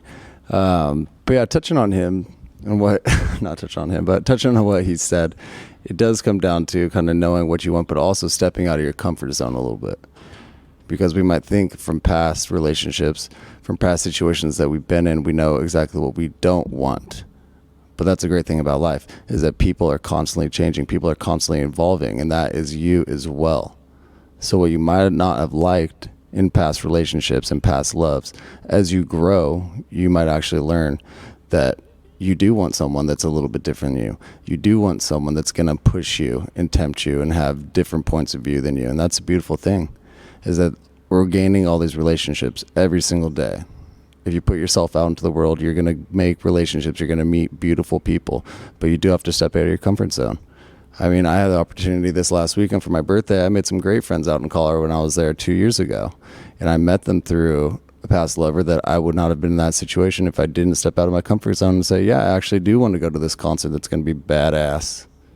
And now they're some of the best friends that I could possibly have in my life. So it really is like trusting people as well, trusting yourself, trusting the universe that they're going to bring hope, joy, and, you know, wonderful experiences to you if you actually let it. But with all that being said, you know what you want. You know what you can trust and what you can't trust. You know if you can't trust yourself in situations. And so don't put yourself in those situations. You know, if you're going down a dark hole, kind of look at yourself and say, why am I allowing this to repeat over and over and over? And you have to actually listen to yourself. Because a lot of the times when we're asking these questions about life, about where we're going, we might not like the answer that we're going to get. And so we shut that out. And we can't be doing that. Right, Mr. Palmer? No, actually, I don't know what you're talking about. But I was just thinking about why Leos are so fucking badass. Why is that? Why don't you come join me? I was going to say, the reason why Leos are so badass because we're the only sign with Jupiter and Sag, the home of Jupiter, as our own house, the fifth house. The fifth house is Leo. No other sign except Aquarius, though, has Jupiter as their home sign. So Aquarius Leos are the kings and queens of their sign. Zeus, Jupiter. So love is Leo. Friendship and connection and trendiness and making cool things and internet shit like Ashton Kutcher's in Aquarius, 11th house. But when it comes to love, it's Leos. So there we go. So I guess Leos are destined to always have love in their life. Is that what you're trying to say? All the fucking time. All the time. They give themselves a lot of love. We play victim, like, oh God, we don't have love. Oh my God. They do like that victim mentality. You can find love on any street corner at any fucking minute. That's just fucking truth. You got to speak the truth. That's the only way to do it. I fucking hit this light the wrong way. Yeah, you did. You were just storming out of here like you're on a mission. Well, you know, Indy's on a mish. Indy's getting after it tonight. I kind of went with like a little bit of like I've watched all the movies. Indy always wore his shirt open too. So it's a little bit Guido. It's a little bit. I don't think anyone's mad at that. 30s. Pop it's a little bit, you know. Pop like, that chest out, brother. Pop it out. You know, you gotta pop that shit out. Like fucking, you know. All right. Who are we on? We're on Aquarians. I just gave some Aquarians some love. You know, you guys are the kings and queens of connecting to people. Just when it comes to love, you guys are thinking too small. All right. Oh, fuck. The Hanged Man. Okay, Aquarian. Yep, you're stuck. Someone's not showing up. You're not showing up. Or you've just reached a place in your relationship, or you feel like the walls are closing in. Some weird situation's going on. I'm going to help you all out here. I'm going to pull another major arcana, or another Rider Waite. Yeah, Queen of Rods. You're stuck because the relationship is no longer feeling like you have control, like, you know, of this extremely positive position anymore. You've lost position, or you're single and you thought something was going good and they're not showing up, and they were showing up, but they're not anymore. Or, you know what, like, there's something that is just putting you in a place of a little bit of a freak out. The relationship is going through a freak out, or you're freaking out about something that's not working or something you're trying to connect to, and it's not showing up the way that it was. You're stuck. But you got to see that there's something off on this. I'm feeling something really off right now. Yeah, your own card as the challenge. You thought you were a genius. I was just saying this shit. You know, like, you think you figured it all out, and unfortunately, you didn't. It's okay, though, because the challenge is that you can figure things out. Just, what is figuring things out? What is a genius? It just understands something. It doesn't mean that it actually will get what it wants. Like, a genius doesn't figure something out that it could revive back. Like, a genius can understand why a body's dead and how many hours the brain's still alive after death and all that, but you know, you're not a genius enough to, unless you want to Frankenstein something. I think that this is a weird time because the challenge here is that you've really thought you figured it all out in your relationship. You thought everything was all good and all gravy, and it's not, and there's been major disruption. And there's been major disruption, and in your relationship world, it's like you're feeling on edge. You're feeling on edge because you feel stuck and you feel like all you want is something beautiful to come. You felt like you just knew everything, that you knew the beauty of it, that you were on top of all of it. And this is a fall from that weird grace. And I'm not trying to project anything negative. I'm just reading the fucking cards as they lie. Like, there is something to say that you hung yourself. Okay? You hung yourself by the way that you thought you had it all figured out. You got too confident. You're too confident right now. You need to pull back a little bit and go, what the fuck was I pushing this so hard for? Why am I thinking that I had it all figured out? You pulled the death card. Wow. You know, there's some truth that needs to be revealed still. Whether it's, you know, there's a big fear of losing a relationship or losing somebody or not being able to have what you thought you had figured out. This is definitely going to be a time that you're going to have to change your whole entire understanding of it. You're going to have to change, you know, with the hangman and death. I mean, come on, like, that's a little creepy, right? Like, not everybody that hangs dies. But you did pull the death card. It's not a bad card. It is a transformational card. I just think that you're going through where the relationship, or if you're single, or you were dating, or you're halfway in between, there's something that didn't connect fully. If you're in a relationship, you're in a place to where the relationship's changing in a way where you're not having the control and the genius that you thought it was, and it's not showing up like all flowery the way that you thought things would be, and all beautiful the way that you thought things would be. And this change is going to be pretty gnarly. I'm going to pull one more card. This is a gnarly reading. And I'm using Rider-Waite because I get more clear. Yeah, this is a death of a fucking soulmate situation that you thought was a soulmate, or a soulmate situation having to go through a major, major hard change. Not saying that you can't survive it. Just it's either got to go through a radical truth bringing out and seeing things back on the same emotions. But if you're not displaying the true emotions of what's going on, and you're trying to be this crazy genius that thinks you can tinker around the issues, and more importantly, like, be like, oh, well, I figured this out. Like, I don't have to go through this. I don't have to get emotionally involved. You know what? Part of this is like, you have to get deeper emotionally and bring out the truth. Or they have to bring out the truth. But I got a feeling this is on you, Aquarian. This is on you. And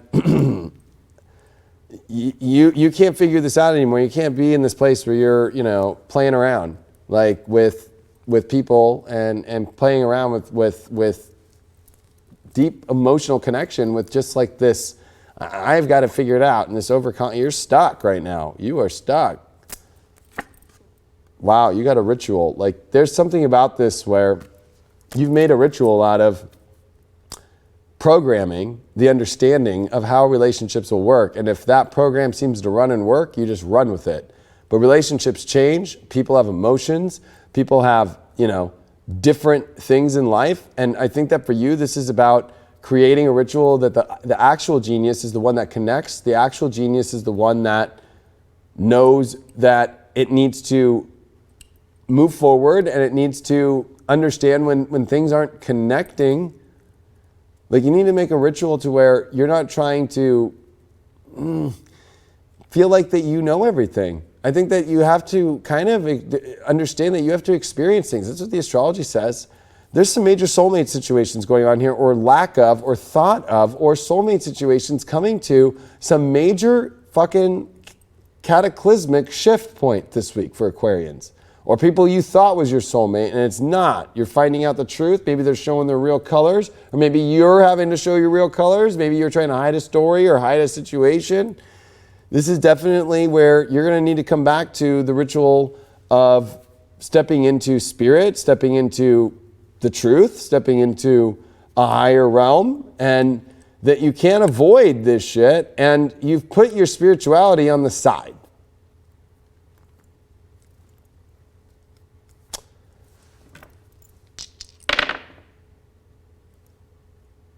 We got the 7th house, Leo. Oh man, I did not want to be the one helping all these Aquarians out with all this Leo shit this week, but I guess I am. 7th house, Uranus in Leo. Oh, wow. So Uranus a detriment in the 7th house of Leo. These are radical, unpredictable changes that you don't have control of in your relationship regarding love, Aquarius. This is also where you're going to have to try and find new ways for love to come into the relationships. And this is not some masterful, crazy thing. Like Uranus in the 7th house has to find peace. It has to come from a human element. Like you need to be human again. You need to also see if that person's showing up human to find love. Because you're playing this like a computer game. And this is not a computer game. This is fucking real life. This is human life. These are people's lives you're dealing with. These are humans. You're a human too. And you're not exempt from this. And you can't also play this as some other person and the weird foreign entity that they are, that you're creating that idea by, creating some sort of weird, these are weird situations. You got Uranus as a challenge. You got Uranus in this thing in the 7th house in Leo. That's a hard one, because that's opposite your sun, like in a weird way.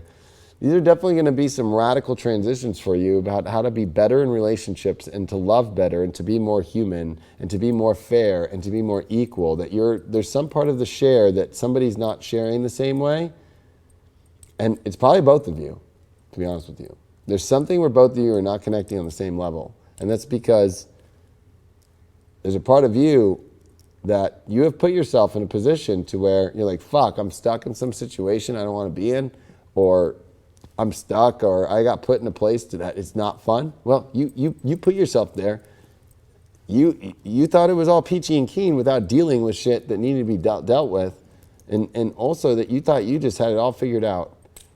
This is some major soulmate transformational shit that needs to go through it, because it's not going to be fucking easy. It could be extremely connected more, though, if you go through it and you deal with it and you come to the human nature and you put away and you put down your fucking I know it all cap, and you fucking just really come into emotion and feeling, and you let it all out, and you let everything. And if it doesn't connect, then you wrote your own signature for that from the things that you hung yourself by. So that have to almost do with like death of ego? Could be as well.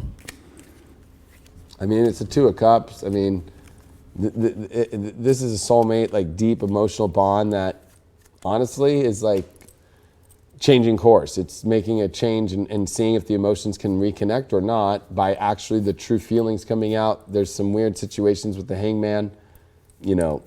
Again, there was like, I think yes, ego, but I think that's pretty light. I think this is much deeper of like that challenge of the Uranus card, like trying to navigate or trying to be like, hold on, let me throw all this up. Like, I can figure this out. But there's a problem that you can't figure out, and there's a problem where all the details aren't really being discussed, especially that hangman. There's something that the Aquarians are hung. They're hung in a weird position. And they're hung in a position of, they thought everything was peachy keen, but it's almost like they thought that they figured out what peachy keen is, and the universe is smacking in their face and being like, peachy keen isn't the way that you predict that it is. It's not a video game. And I keep getting that from my guides. It's not a video game. Like you can't play around with energies like a video game. Like it's people. You got to show up emotionally, and you got to, if you have an issue and they're not showing up, you still got to show up and You might feel hung, but you got to show up, and you can't like try and analyze it and be like, well, okay, maybe I'll take him out to dinner, or maybe I'll write him a letter. Or no, you got to get fucking deep with this Two of Cups. Like, it's a soulmate connection that you don't want to lose. That's for damn sure. You do not want to lose this, but you are on the brink of losing it. And it's not about trying to figure out what to do. It's about just emotionally connecting and fucking going deep and being real.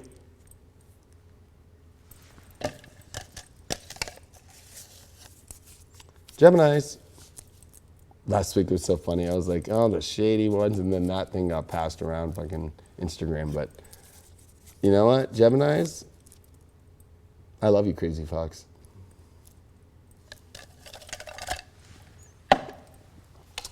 And on the show, I'm drinking water.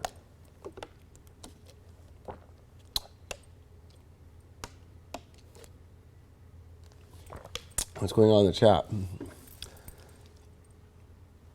It's popping. Somebody said, get your ass together, OT out and click. Link?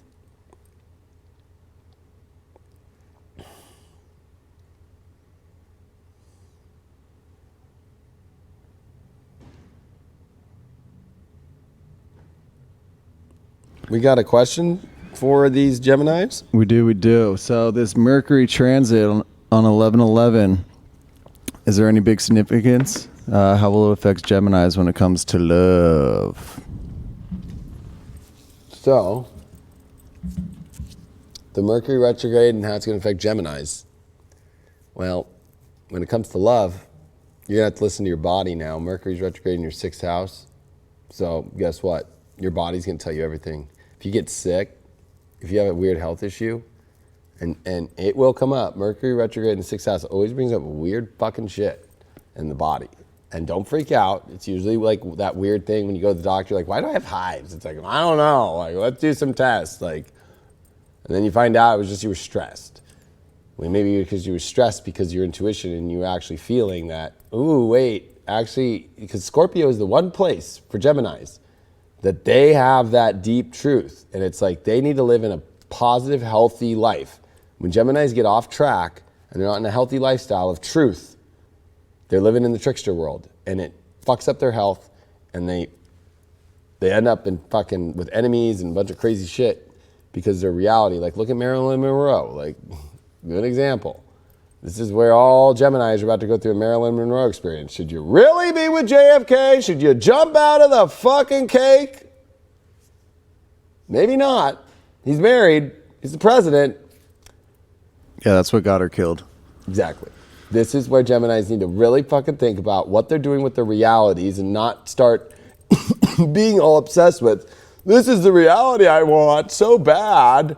But Mars square Pluto this week? Like, what are you doing? 8th house with the South Node and Pluto and fucking like Mars in the 5th? Like, you will do anything to get the life you want under a Mercury retrograde and to have the love that you want. And fuck, man, listen to your body. And if you get sick or you get some weird body shit, like, it's going to be like, fucking hello. Don't make no commitment shit. Holy shit. Damn. Let's see what they got for the cards. Gemini's got the 4 of Pentacles upright. Yeah, you're holding on to something a lot. You want something really bad, really bad. I even called that out. Holy shit. You want a relationship really bad, or you want it to, if you're in a relationship and it's not going well this week and it's been a long time, man, you will hold on to the fucking end. Like, you make Rose in the Titanic look like the way she should have been. Like, she shouldn't have let go of Jack. You know what I mean? But maybe you need to let go of Jack. You know what I mean? Like, maybe Jack's jacking you. You know what I mean? Or maybe it's not healthy for you.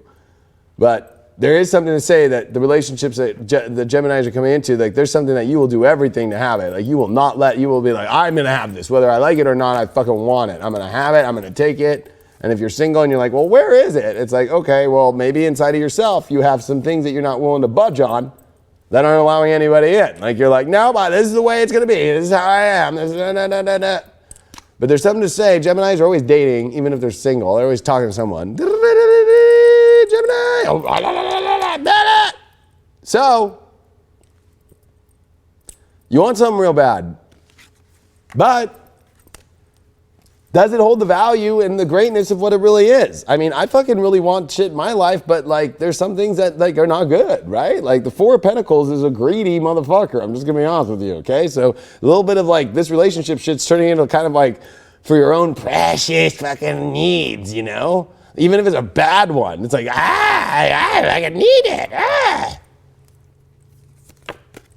And you got, wow, look at this. You're not following spirit at all. Challenge card, sun, spirit, one card. Like, hold on. I mean, you need to pray to the rosary. Like, we need to pray to this. I'm kissing crosses. Like, Geminis, do not fall away from spirit this week. Because going after things that you desperately want, sticking to things that you desperately want that you know are not working, or know that your body's showing it, or know that it's not, like, this is straying away from spirit for something. Especially if the person is not spiritual, and especially if the person does not embody the same spiritual nature that you are, Gemini, which I know Geminis are woke as fuck lately. They're very woke as fuck. But you have to stay on that path. And you need to stay with people that are on that path. Because if you lose that path, Gemini, I don't know if there's going to be getting you back for a while. Like, this is you getting like stolen or kidnapped for your own desires and needs. And God does not do well when it comes to holding on to things so hard that you won't let go. And the challenge of your own sun and your own spirit of that, you know, looking at the fucking facts, number one. I think that this is a delusion of the facts. Like a delusion of conversation, or being willing to go, well, I'll have it anyway, even though fucking it doesn't come with spirituality, or it doesn't come with, even though they beat me, like, I'll fucking take it. You know what I mean? It's like, whoa, what the fuck's going on? This is red alert shit. This is red alert shit. I'm pulling another, yeah, you got the chariot reversed. You are going back, you're going back into an old situation that you know you're not supposed to, and it's taking you away from spirit. This is where you need to go off into new ventures and new areas. This is Venus coming into Sagittarius this week. Like, hello? You're going to use your good luck and fortune on something that you already know the outcome of? Oh, fuck. And the chariot's connected to the spirit. It lets spirit guide the way, not its own self. Chariot is, I'm going to drive, motherfucker. I'm going to drive, not God. This is a major challenge for Geminis. You're going into energies and staying in relationships, or going into new relationships, or especially past old ones and going backwards and being like, I think I can fucking fight this one again, and I'm going to control it, and I know what to fucking do. Holy shit. And look at this. Home. This is about you needing to find home with spirit and God, and the things that actually that you can have that are connected to a true emotional home of nurturing.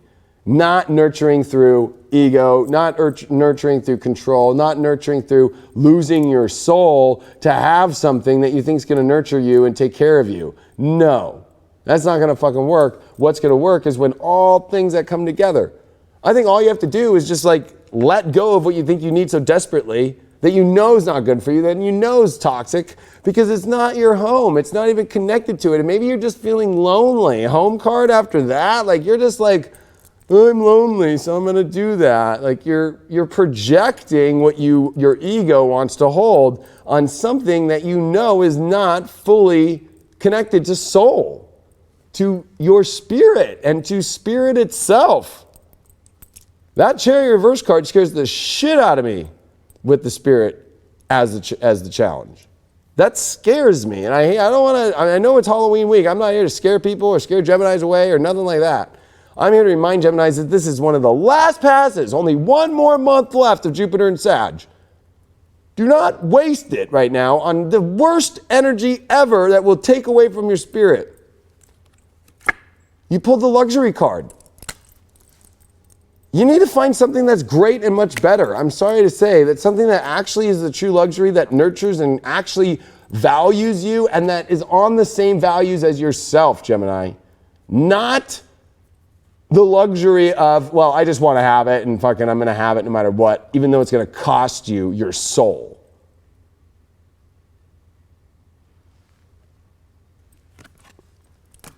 Damn. You pulled Uranus and Taurus, which is naturally in that there now in the 6th house, health. Holy shit, reality. This is you having to re-examine the reality that you thought was so valuable and realize that there's going to be disruptions there. There could be major disruptions in your health. The Taurus rules your 12th house. This is also not paying attention to the reality, not paying attention to spirit, putting reality before spirit. And also at the same time, this is finding new values that are actually going to fit in the reality that actually makes sense, and having to disconnect from things that the reality is not of that pure value and not from that pure spiritual realm, because that is not of the best energy. That you have to actually make some radical changes, and you have to do this to protect your health, to protect your sovereignty, and to protect, more importantly, your connection to do the highest work that you're here to do as a messenger. We can't lose the messengers before this Saturn-Pluto shit. We can't, to stupid fucking people that are fucking not connected to spirit and that are fucking taking your soul away. We are going to lose the messengers to bullshit like that.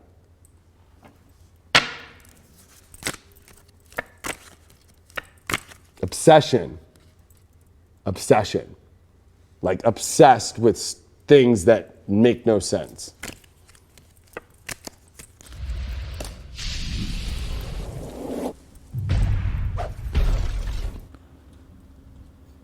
It's been a minute, but that one deserved a bomb.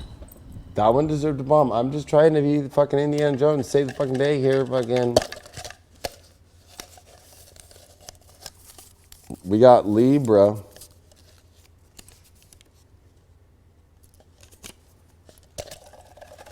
Damn, that was not easy. Fuck. Not easy doing this shit. You know, like I'm sorry to say, like, this work, especially with Saturn and Pluto, is not for kids. I'm sorry to say, it's not for people that, this realm, technically, going back, especially as an astrologer, there's an astrologer's oath that goes back thousands of years. And literally that astrologer's oath is like, this information is not for those that are not ready. Like, you have to be prepared for this shit. You know what I mean? And like, when it comes to readings and you don't hear what you want and you don't see it the way you want to, like, that just shows you're not ready. And so don't listen to this shit. Don't pay attention to it if you're not ready for spirit, if you're not ready for the truth, if you're not ready to finally align with your highest good. Like, you're just wanting to stay in the crippling matrix of your control, identity, egoic, like, I can manifest whatever the fuck I want. Like, people who are on that tip are starting to put out videos like, I can manifest whatever I want at my own time. Like, come on. Like, that's not how the universe works. Like, tell me right now that right now you can manifest taking a little seed and bringing it all the way to full bloom right now. Like, please. Like, I'm sorry. It's not how nature works. It's not how the universe works. It's not how fucking shit works. Like, I'm sorry to say.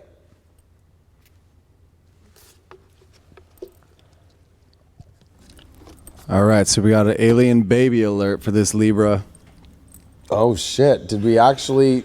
Are we hearing from an alien baby case study here that was warned and chose not to follow it? Yeah, I think I've identified the alien baby in my life, but now it's confusing because it's looking less and less like an alien baby. Any advice? There's no such thing as an alien baby turning into not looking like an alien baby. If you understand alien babies, those motherfuckers grow up and they fucking get crazier and crazier and darker. Like, one, especially Libra, oh my gosh. Like, think about this new moon here. This was opposed Uranus in Taurus, your 8th house, and your 2nd house with the sun and moon. Right? So this is you like, I want to have it however I want. I see the value in it no matter what. And Uranus and Taurus is like, really? Why don't we look at the truth and let's actually see it differently. Let's actually look at it. So maybe you're like, well, I'm looking at it differently now. But really, is this more of a deeper emotional pull? And you have to think that for Libra, as Mars is in your sign, square Saturn. So if this question just came out with Mars squaring Saturn and then Mars is about to square Pluto, this is dealing with you forcing emotions on what you want to feel. I want to feel this. My identity wants that, is to feel safe. I want to feel that. Alien babies, you remember that in the Alien movie, especially if you go watch like Alien Covenant or if you go watch Prometheus, they start looking like little babies, like, oh, hi, alien, and then they go, ah! Don't fall victim. Just like those other fucking astronauts that start looking at it like, oh, look at this thing. Like, oh my God. Like, oh, look thinking it's a baby. It's not an alien. It's just a little organism that's fucking baby. No. If it looked like an alien baby, and it smelled like an alien baby, and it talked like an alien baby, and it tasted like an alien baby, it's a fucking alien baby. You pulled 2 cards. You pulled the King of Swords reversed, and you pulled the Six of Cups reversed. So you're not thinking straight at all, and you're in la la land. Wow. King of Swords reversed is definitely needing to rethink things. It has lost its position of thought. It's lost its position of thought in this like weird magical world of like losing itself into some childhood dream that really has taken the thought and the process. It's almost like this is what I'm pulling too. It's like you're starting to create a mind frame that you're convincing yourself. That a King of Swords does not convince itself. It already has the information. It doesn't need convincing. It's going in with the decision mentally. It's not reassessing the data. It's not reopening the folder with all the digits. It's not getting back on the calculator and being like, is that really what the total is? No, I already know. I already did the math. But with this, it's like you continue to convince yourself of the Six of Cups reversed. It's like, oh yeah, this is just totally chill and it's totally connected. But there's something that you know isn't up and right. You know, you've questioned. Even the viewer we just had was saying they saw an alien baby and maybe it changed. Pfft, really? Like, this is not as cooperating as you might think. You're creating cooperation by convincing yourself of cooperating to a situation that looks like something that you want, but the data still is something's off. So it's almost like, you know, you buy a Korean car and you really want it to feel like a Japanese car. Like, close, but no, they're different. You buy an American car and you're trying to make it feel like, you know, I don't know, a European, like an English car. No, they're different.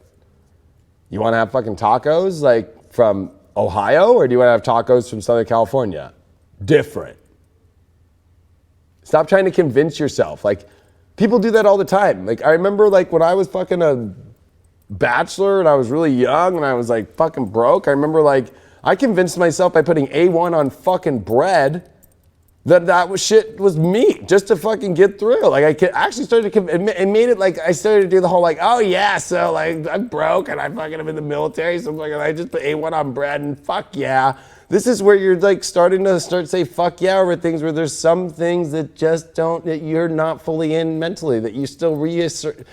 Whenever you see these two together, it's like, oh, you're curtailing your vision in your head and you're taking the data, and it's like an accountant who like fucks with the data. It's an accountant who, you know, starts padding the shit, you know?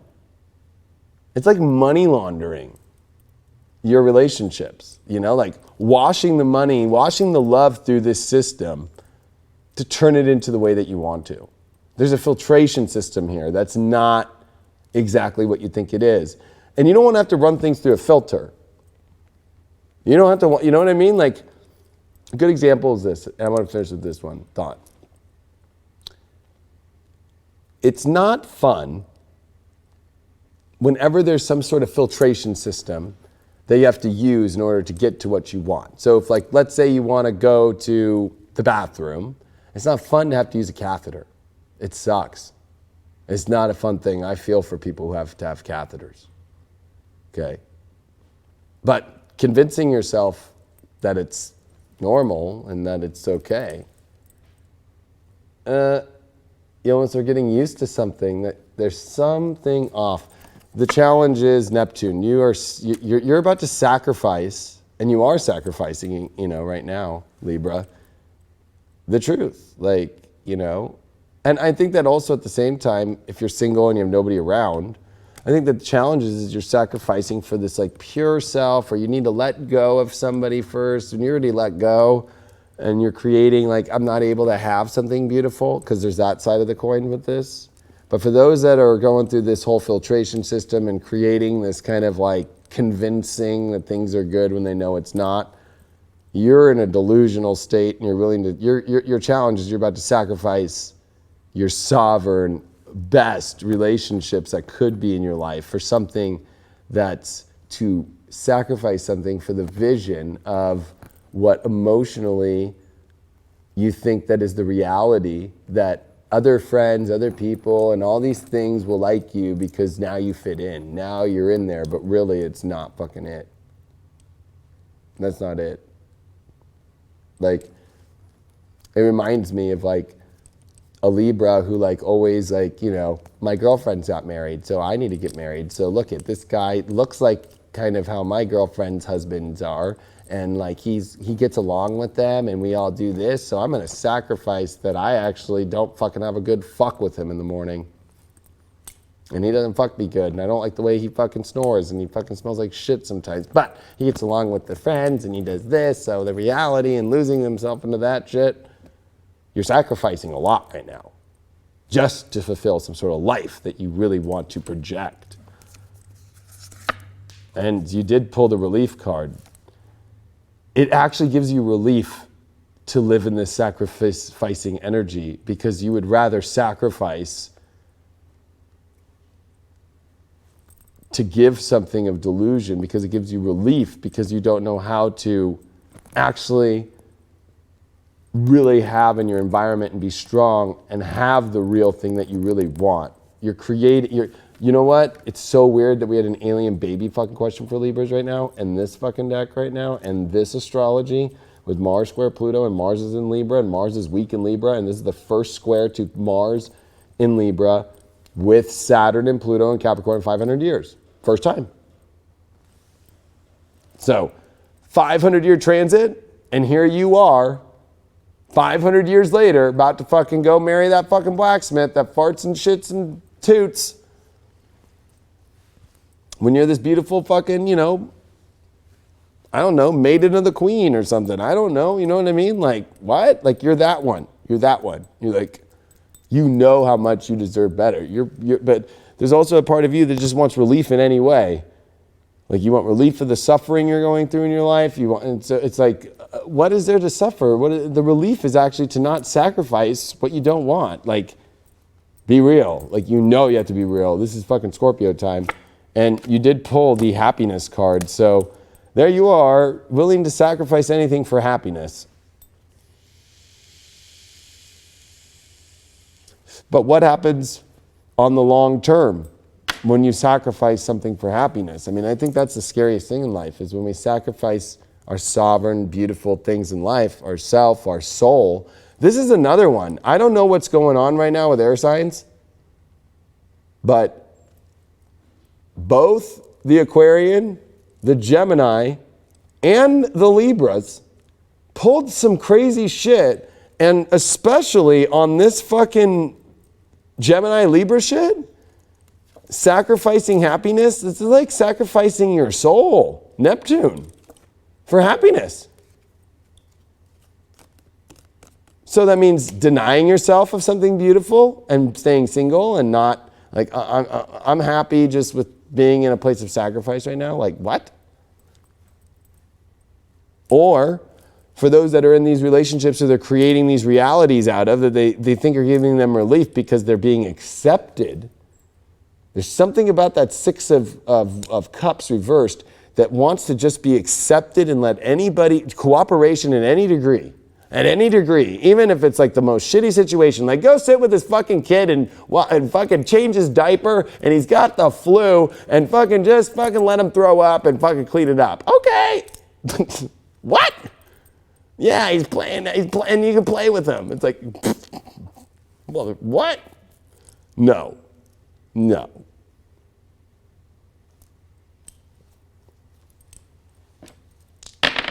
I don't know what's going on with their signs. Oh, we got second house, Capricorn, Venus. Oof.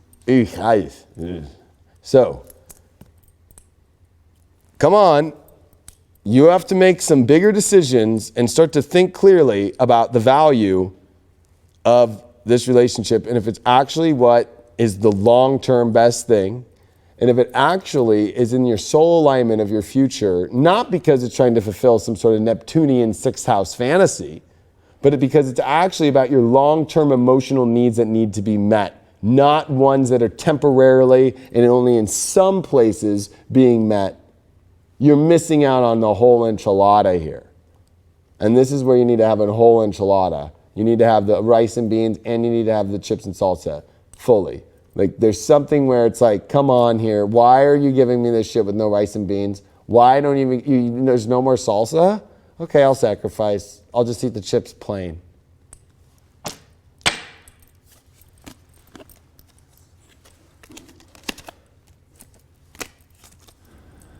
Is that a chicken enchilada? I think it was chicken in my head, but I don't know. Red sauce or green sauce? Red sauce. Sag. I do, but some of the green sauces out there are pretty bomb now. Like, they've got some bomb ass green salsa or green sauce that's, or you know what? Some places ask for mix. I like the mix. Like, throw green and red on it. In my opinion. That's my opinion. Oh man. Let's see how this Sag one goes. I'm just gonna put my fair warning out there before we do this reading, because I'm an astrologer. All right, so this Sag has an issue here. I'm literally saying that, and then he goes, so this Sag is an issue. Oh my gosh. He's got an issue of he's always connecting with the women that have boyfriends. It's incredibly frustrating because obviously that does not help him find a mate. Is there any planetary aspect that would be affecting this, that would be leading this Sag towards taking women? Yeah, it's pretty clear. The Sun, Mercury retrograde that's this week, and Venus on top of that are in the 12th house of delusion and secrets. And with Jupiter that's been in Sag all year, squared Neptune 3 times in the emotional house, Sagittarius have been exploring the weirdest emotional waters and just like letting normal emotions that would give them security and safety, just like throwing them to the side. Like, no, like, you know, like I'll still like color this over. Let me glaze over this. I'm just gonna, you know, that's the problem with Jupiter is, yeah, it might be all about positivity and expansion and optimism, but when it squares Neptune, it's like blind optimism. Like, you know what? I didn't see that. We're good. Let me see if we're cool. And with this Mercury retrograde on Venus in the 12th house with the Sun there, oh my gosh, with the opposition to Uranus in the 6th, it's like, hello, there's a better life out there for you. Not one that's where you're stuck into obsession over, you know, wanting to have something so deeply that's totally blind. There's a lot of blindness going on with the Sag thing. And then you got to connect that Capricorn shit that's going on. That Saturn-Pluto shit is in the 2nd house. That's like very like, well, I need sustainability with money, or like I've got structure, or, you know, like even if they have a boyfriend, it's like, well, at least you know, like they're talking to me. They're giving me some sort of value in that situation. But in normal Sag situations, like, oh my gosh, like there's this whole like identity issue around not willing to explore non-deceiving places. This is Jupiter that's been squared Neptune. This is a bunch of 12th house shit. A Mercury retrograde in the 12th with Venus on top. Sagittarius are in a lot of weird murky waters in relationship shit. Or they're in complete like not connected and like they can't find anyone because they are purposely wanting to go and experience and not putting the value up of like, you have a boyfriend, or you know what I mean? Like, no, I don't want to go through any of that, but there's like a little bit of an addiction wanting for that shit. Like, oh, I can fucking get you. I can fucking get you. And there's this whole feeling of like, well, at least somebody's talking to me and I'm getting my self-worth and value from that. Yeah, that value of like, you're the one you're the side hoe. Like, fucking that feels real good. Being the side hoe is not a good feeling. Trust me. Like, well, I don't know. I'm not a fucking girl, but like, I guess hoe can go for guy or girl, but like, I was a side hoe by a Libra when I was fucking 20, 21 or 19, 20, 21. Did not fucking feel good at all. Don't be a side hoe. Come on, Sages. No more side hoe shit. All right, first card that we got for Sag is the Queen of Pentacles reversed. All right. Things aren't really showing up the way that you really want to in relationships physically, and the reality is pretty much showing that like you're not being valued, you're not being appreciated, you're not being, nurtured by your values, you're being taken advantage of. There's a lot of being taken advantage of here, Sag. Like, even if you don't have anything, you're still being used in some sort of plot to be used for. Like, well, you don't have money, so, well, maybe, I don't know, you make my Instagram feed look better. Or you don't have money, or you have money, like, oh, okay, like, give me some of your money. Or, like, oh, you're an easy target, and you're moldable, and, your worth is so Play-Doh-y right now. I can have fun with this, and I can get away with whatever I need. That's some fucking truth bomb shit right there.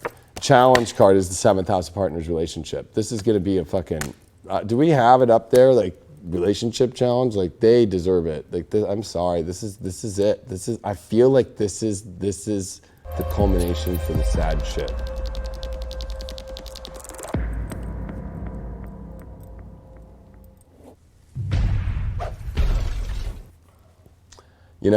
It's been a long one. I know. It's been a months of Sag readings that have been difficult. I know. Sages, it's not been easy. But this has been your big Jupiter lesson as it squares Neptune, that you are in deceiving situations, or you're being deceiving too, or you're in party to deception. And you know what? With a challenge here in the 7th house, I mean, come on. Like, let's be very fucking honest right now as I look at you as Indiana fucking Jones. Like, the challenge is that your partnership situations are a challenge because you are not valued and you're not valuing yourself enough. And more importantly, you might even be projecting like values onto other people that they're not going to accept. Like, I already can hear right now like a million Sages yelling like, well, what do you mean? Like, I'm trying to date and they're not doing this. And it's like, yeah, exactly. Exactly. You're putting out like your values. In such a way that people are like, are you fucking kidding me right now? Like, it's one thing to own your value, but it's another to like force people to do things. Or it's another to not open up like your values to people. Like, this is some weird shit right now that has been nonstop. And it's like, this is coming to culmination. Like, this is a volcano that has been blowing for a long fucking time, whether you've been single and you're like, I fucking have had it. Like, I can't, like, this is where Sagittarius have to get out of this weird fucking emotional shit that's just not correct. Once you fucking get rid of this, you have good fortune that comes. Jeez, thank God. You do have Venus coming into your sign this week, but before it does, it's got a retrograde of Mercury on top of it.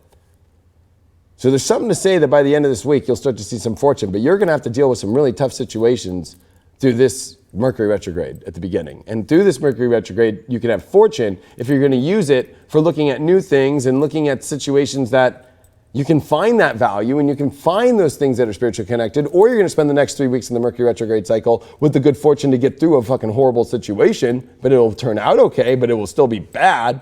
I think that you'd rather make the decision to not go through that and review some better things and some good fortunate things in life instead of using your fucking get out of jail free card for going into jail.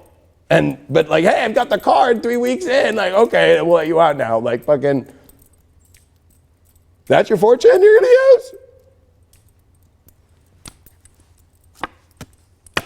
You pulled the divination card that you're not, the relationships that are not divine, that are not connected to divination, that are not truly connected to a holy divine thing. If they've come from, I'm going to use a good example. Like,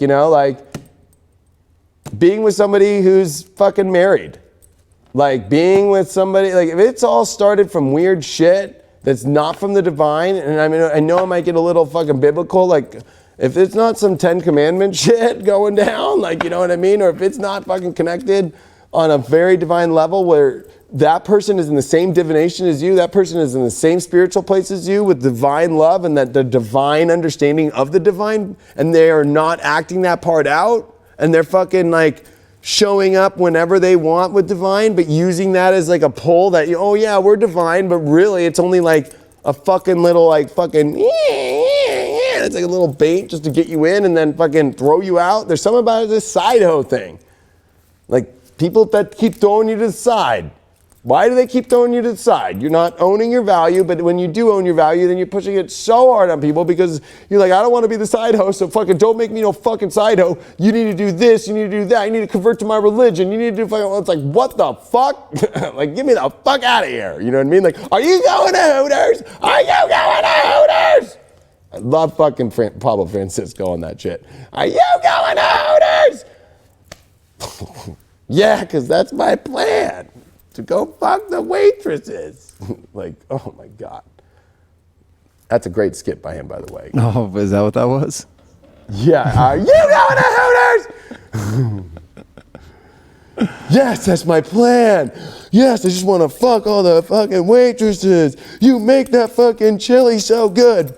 He's like, you make those fucking potato skins so good. And he's like, hey, he's like, if, you know, what happens if you go to Hooters with your wife and you fuck up and you actually be like, can I get some of that fried camel toe? And then she's like, look at it, look at it. And she's like, is that what you want?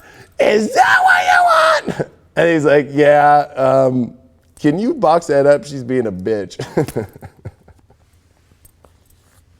Can't do comedy like that shit no more. There we go, so Sages. Sensitive. You got the full we message have to pull there. the dice for Sages. I tried to give Sages some humor right there. All right, Venus in the 4th in Scorpio.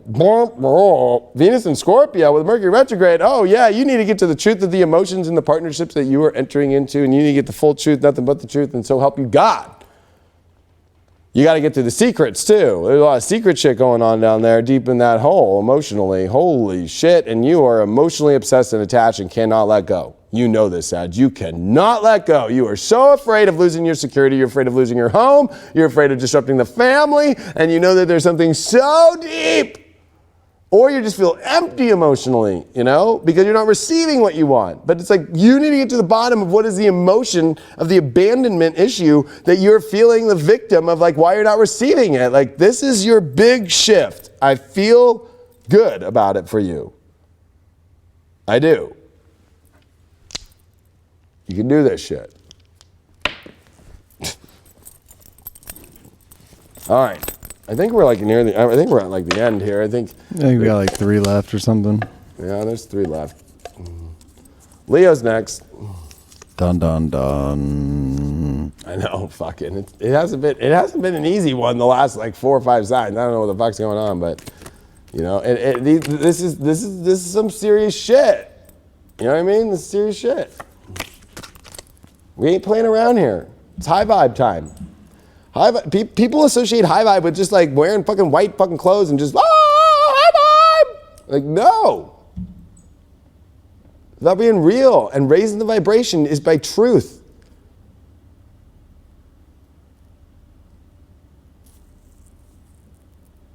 By truth.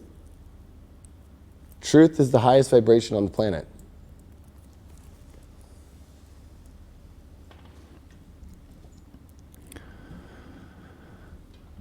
All right.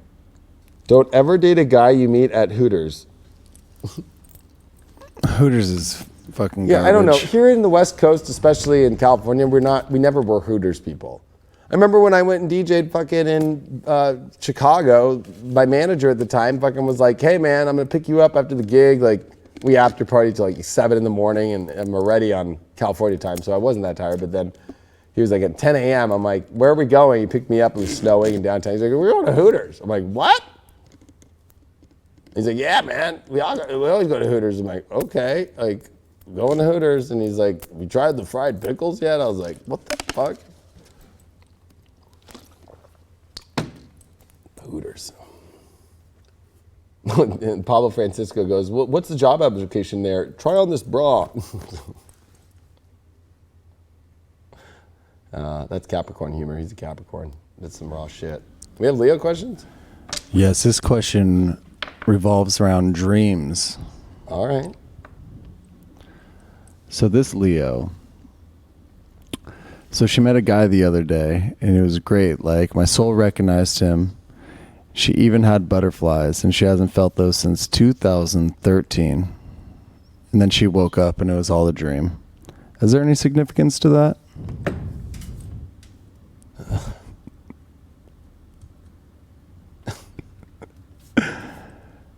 Can we have another question? You know, I was going to pick one, but it was really... I really don't even want to answer that one. I'm going to be honest with you. Like, not that I'm disrespecting the person sending the question. I think it's great. I just... You don't like to speak on dreams? Like, I mean, no, I love speaking on dreams, but it's like, it's pretty obvious in that one. I mean, it's like, dreams are a very, unique space, but they speak pretty loudly, and they also speak to your subconscious very deeply. So, I mean, to be honest with you, my guides are just like, don't answer that question. Like, she needs to learn that, like, she needs to learn to, like, listen to her dream and interpret that herself. Next. All right. Damn, Indiana's fucking got an attitude.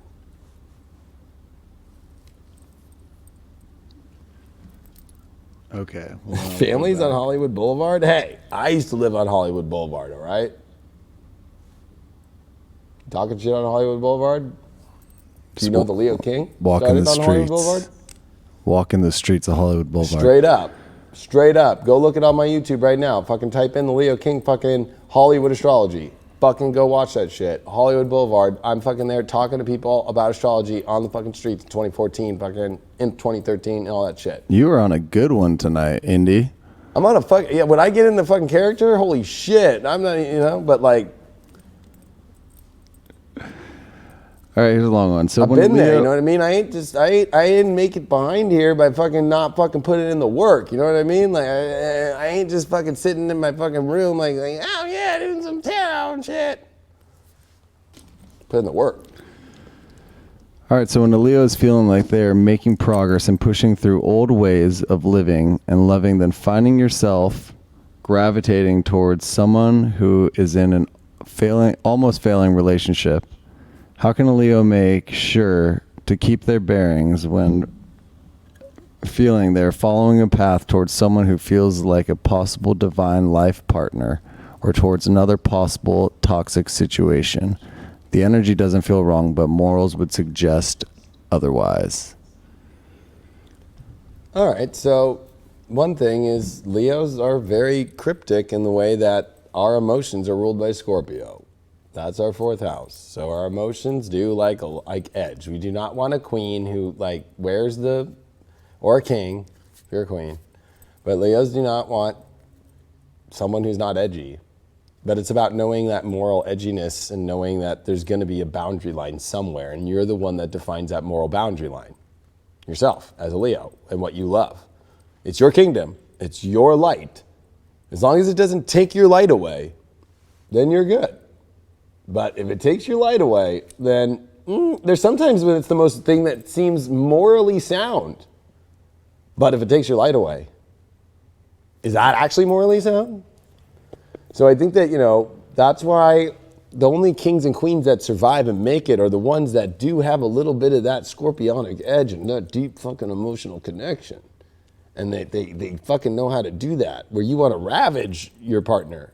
And so there becomes moral things that, Leos, when it comes to morality, I guess you could say, right? Like, we're very fair people, but we're also, when our belief system in Aries is we define our own beliefs in many ways, right? So, King Henry VIII did that. He wasn't a Leo, but very kingly. Church of England. But, there's something to say that you define your own moral boundaries. What are those? There's no written laws except for, of course, the ones like we have our laws and we have you can use religion ones or whatever you want to use, but it's like, what are these moral boundaries that feels toxic? And that's a big question. And it's whether or not is it true love, or are you then going, oh, this person looks good because they never went through anything, or they didn't go through anything, or whatever it might be, or who fucking knows? Leos are willing to understand where people come from to come from love. That's love. If it's toxic, it will be very clear. It won't even be a question, because you do not want to fuck up your life. Like, a Leo does not go into, I want to fuck up my life. Please, can I sign up for that one, please? Can I just sign up for fucking up? Like, you know what I mean? Like, where's that sign up? Leos are opposite. We want to sign up for the greatest thing. So that moral compass of yours, what's it tilted towards? And are you judging because Leos love to be the judge, jury, and the fucking king of it all, like, you know, in many ways of the kingdom. Like, where are you writing those? Because if you think of like Alice in Wonderland, like the queen, right? Like, she fucking, like, when she's up there, even though there's a judge, it's her husband, and she's like, yelling at him, like, fucking, she's creating it, and the judge is going to follow whatever the white, like, you know, the queen says. And, you know, she makes them paint the roses red. Like, she creates kind of her own world. But is there something morally wrong with that? That's her world. They choose to live in that. That's a very tough question about the moral compass of that Leo, and knowing that at the bottom is the scorpionic truth of that you need that edge, and there needs to be a little bit of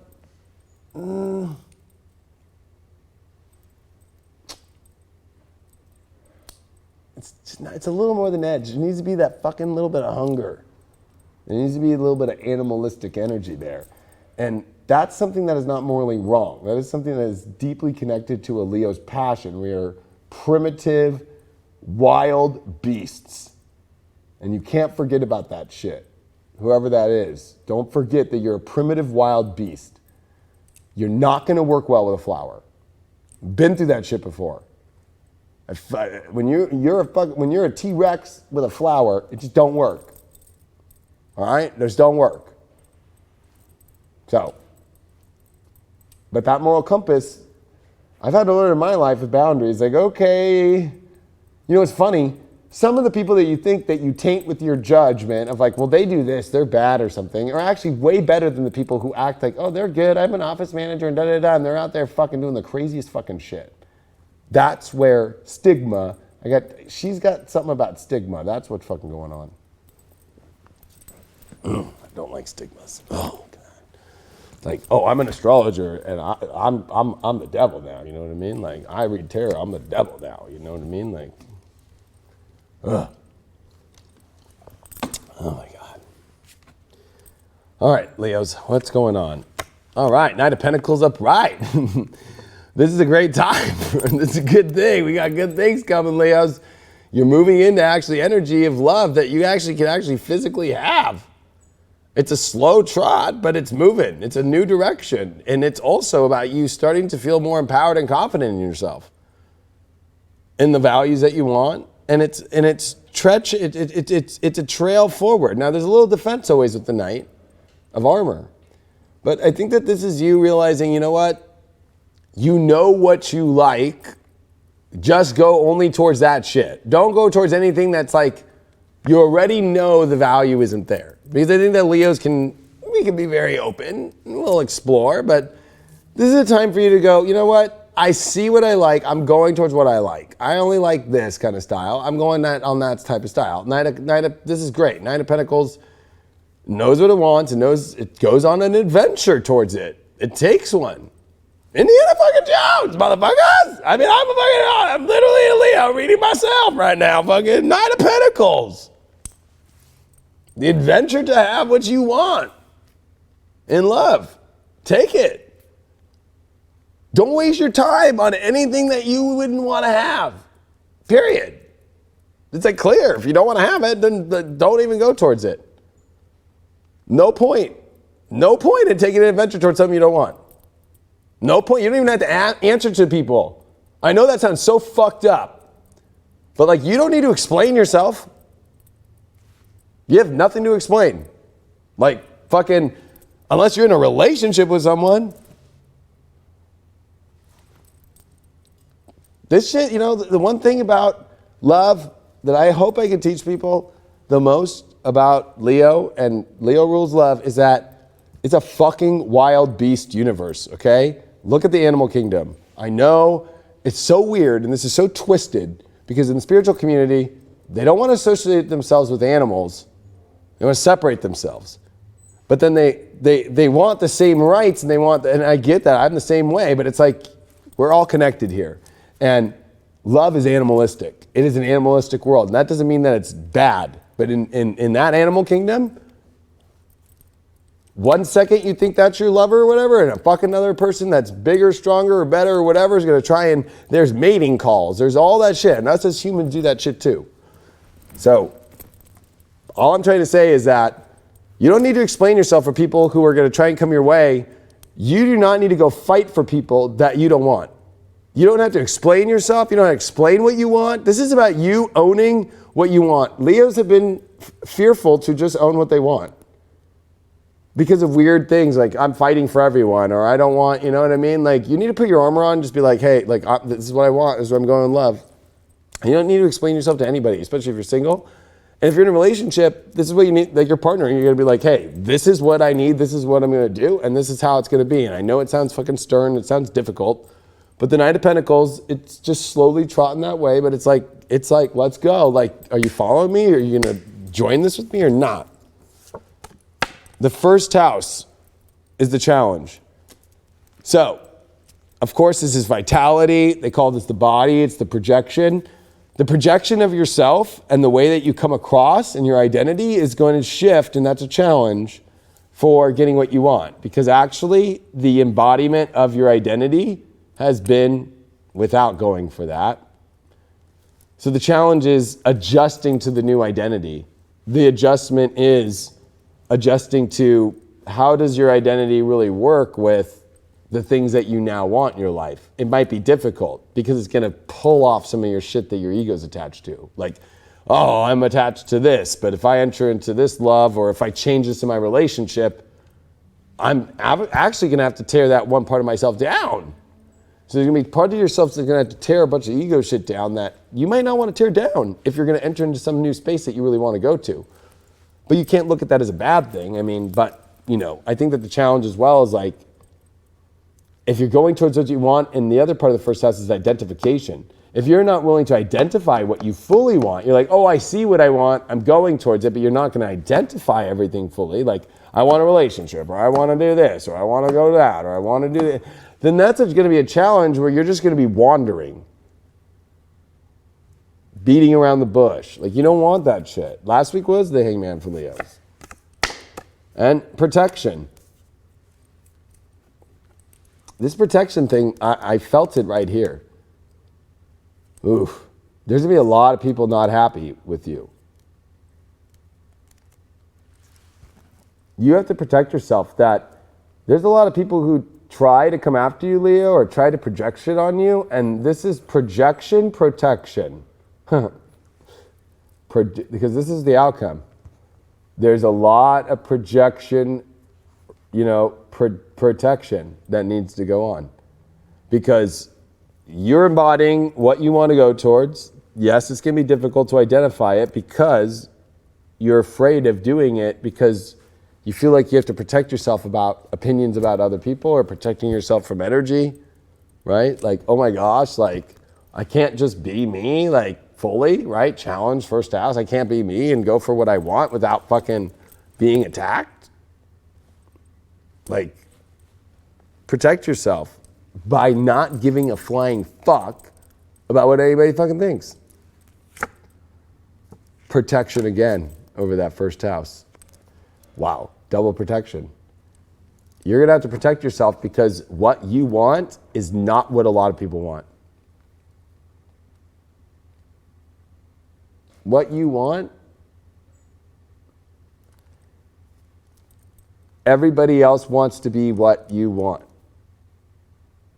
And that projection shit, that protection, is you have to protect yourself. But I will also say, in whatever that you want, like, protect yourself and know that what you're going for is on the same values as you and also embodies the same identification that you want. That's what, you don't go into something without that something too. So this is, I always will throw this on both sides. You're going to be dealing with the protection of what you're going towards and what other outside sources are trying to fucking throw shade. A lot throwing shade. So, but you're going towards what you want. You just have to have that true understanding, and you got to know that it's on the same fucking vibration. But there's a lot of weird energy, and this could even be, I don't know why I'm getting this, because if it's double protection card, it's almost like maybe the person you're going towards or something, like they're fucking weird people are after you. And then people are after you for you.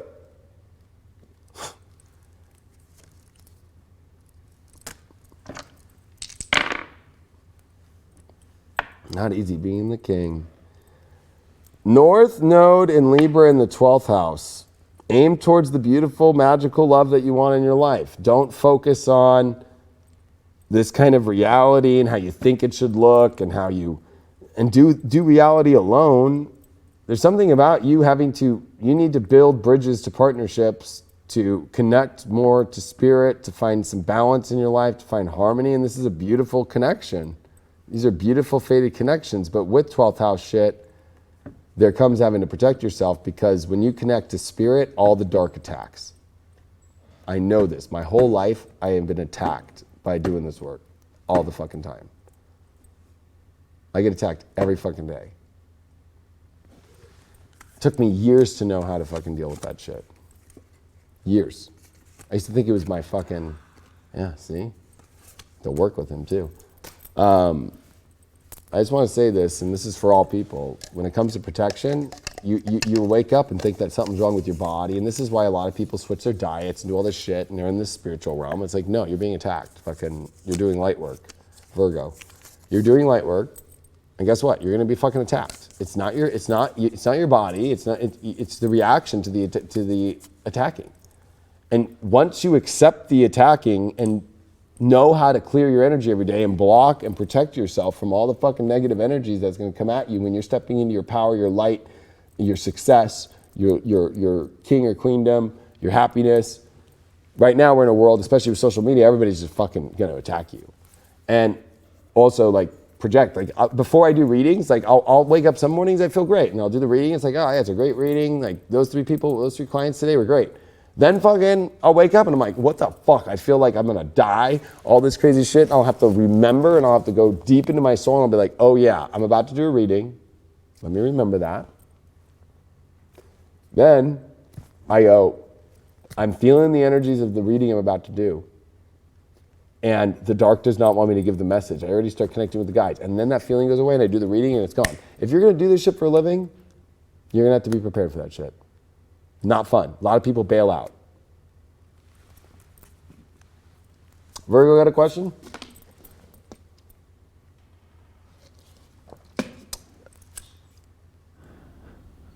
I am not seeing A Virgo with no question for warranted love? Virgo questions. Thank you for the, wow, 99. Who's that?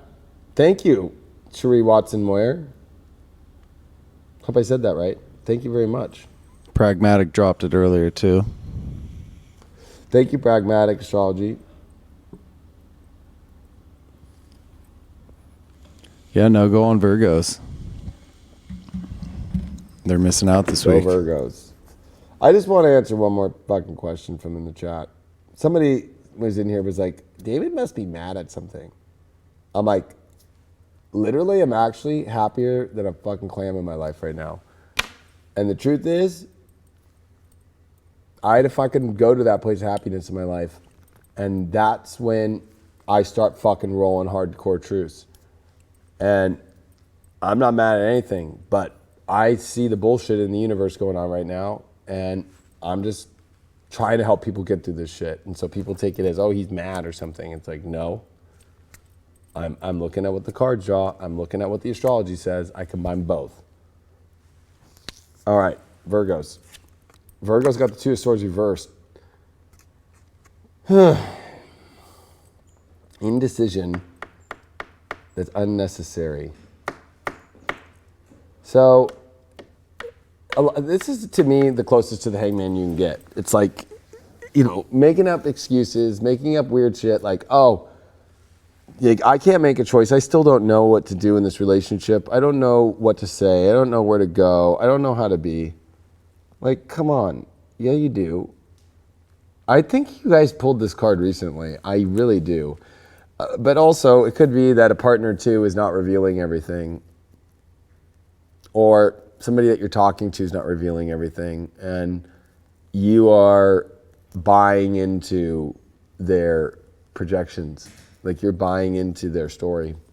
But you kind of might realize that there's some holes in the story. So if you find holes in stories, like, you're being lied to.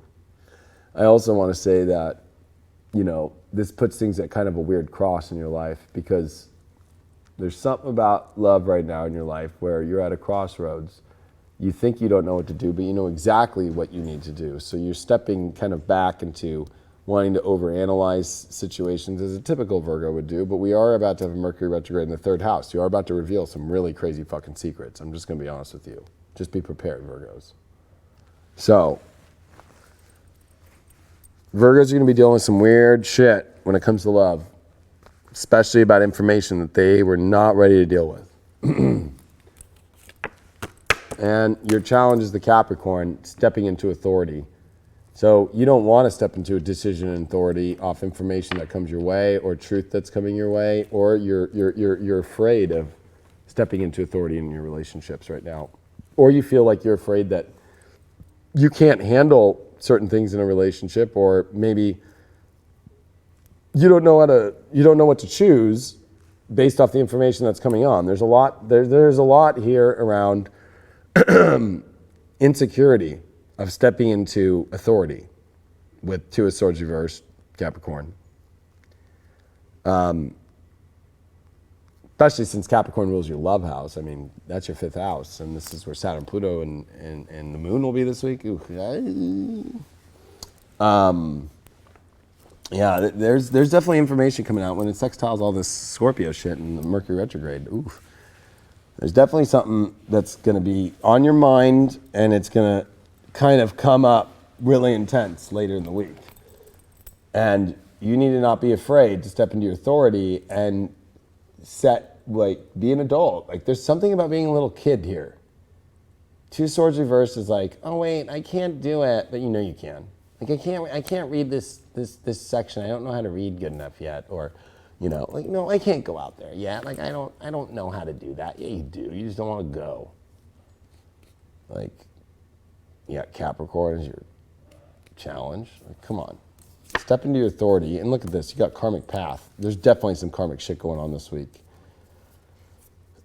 But, you know, with Saturn being in Capricorn, like, you've got to take authority over your love and your happiness life. And there's weird information. There's weird situations going on here. There's some weird fucking shit. You're not seeing things clearly, and you're choosing to be blind to situations that you already know. You see the holes, and you fill the holes with fucking, what do you call that shit for the walls? When you just put that, what is it? When you put it on a wall and Stucco? Stucco. Oh, I see a hole here. Stucco it. I see a hole here in this situation. Stucco it. I'm not really sure about this. Stucco it. There's a lot of stuccoing going on with Virgos. And like, I don't want to deal with it. I knew a personal friend who was with a Virgo forever, and this person just forever oh my gosh, the stuff that they got away with. And that Virgo the whole time just, oh, I don't know. And then finally, when that Virgo literally had to leave the state. Energy over Capricorn. You know, this is good because you're losing your energy by not stepping into the authority of like actually being able to communicate with this Mercury retrograde in Scorpio, and this Scorpio Sun, this Scorpio Venus, and then all this stuff moving into your 4th house with the moon, Jupiter, and of course Venus will move into this week to the 4th house. Like, you find your vitality and your energy by stepping into emotional authority, by not being afraid to step into authority, because you're trying to secure safety, and you need to explore, and you need to research More importantly, you need to experience feelings that you're too afraid to experience because you're afraid of the decisions you might have to make. But whenever you're stepping into anything in life where you're afraid to make a choice, that means you're never going to grow. You're never going to advance. The only people that advance in this world are always ready to make a decision. Always ready to, whatever comes up, I'll make a fucking choice. Like, that's just what it is. This is the situation, I'll make a choice. What do you think a fucking emergency surgeon does? Okay, fucking heart fucking situation, get out. Fucking get this out, get a fucking stint out. Let's go. Fucking up. Okay, boom. Very Virgo.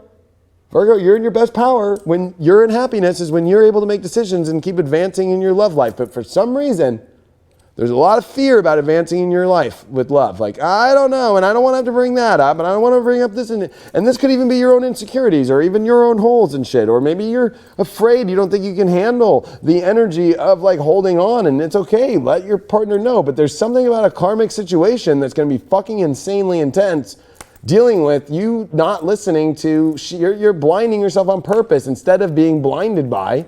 Like, it's almost like you know about deception that you're choosing not to do, or you know about stories, or you know about situations, or you know about weird things, and you're not choosing to fucking do anything about it.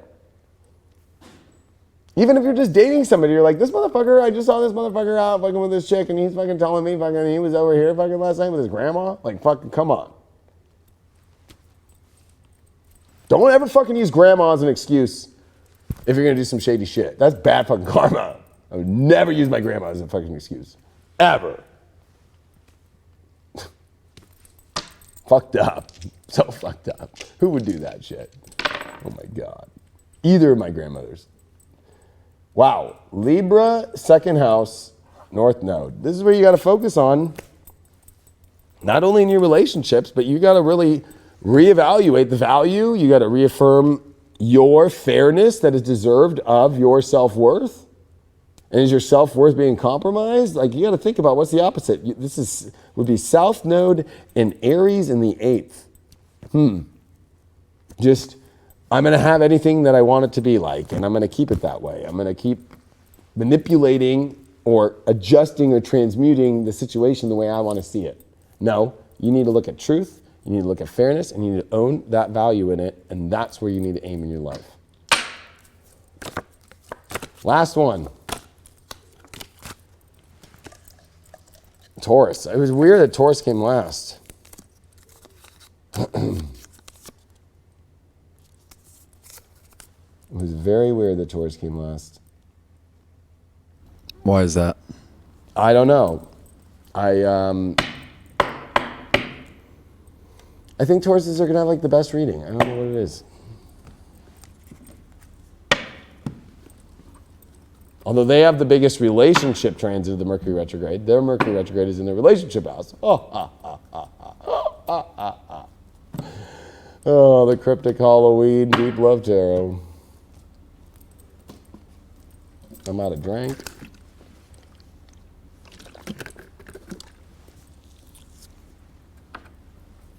I've had fun with you all tonight.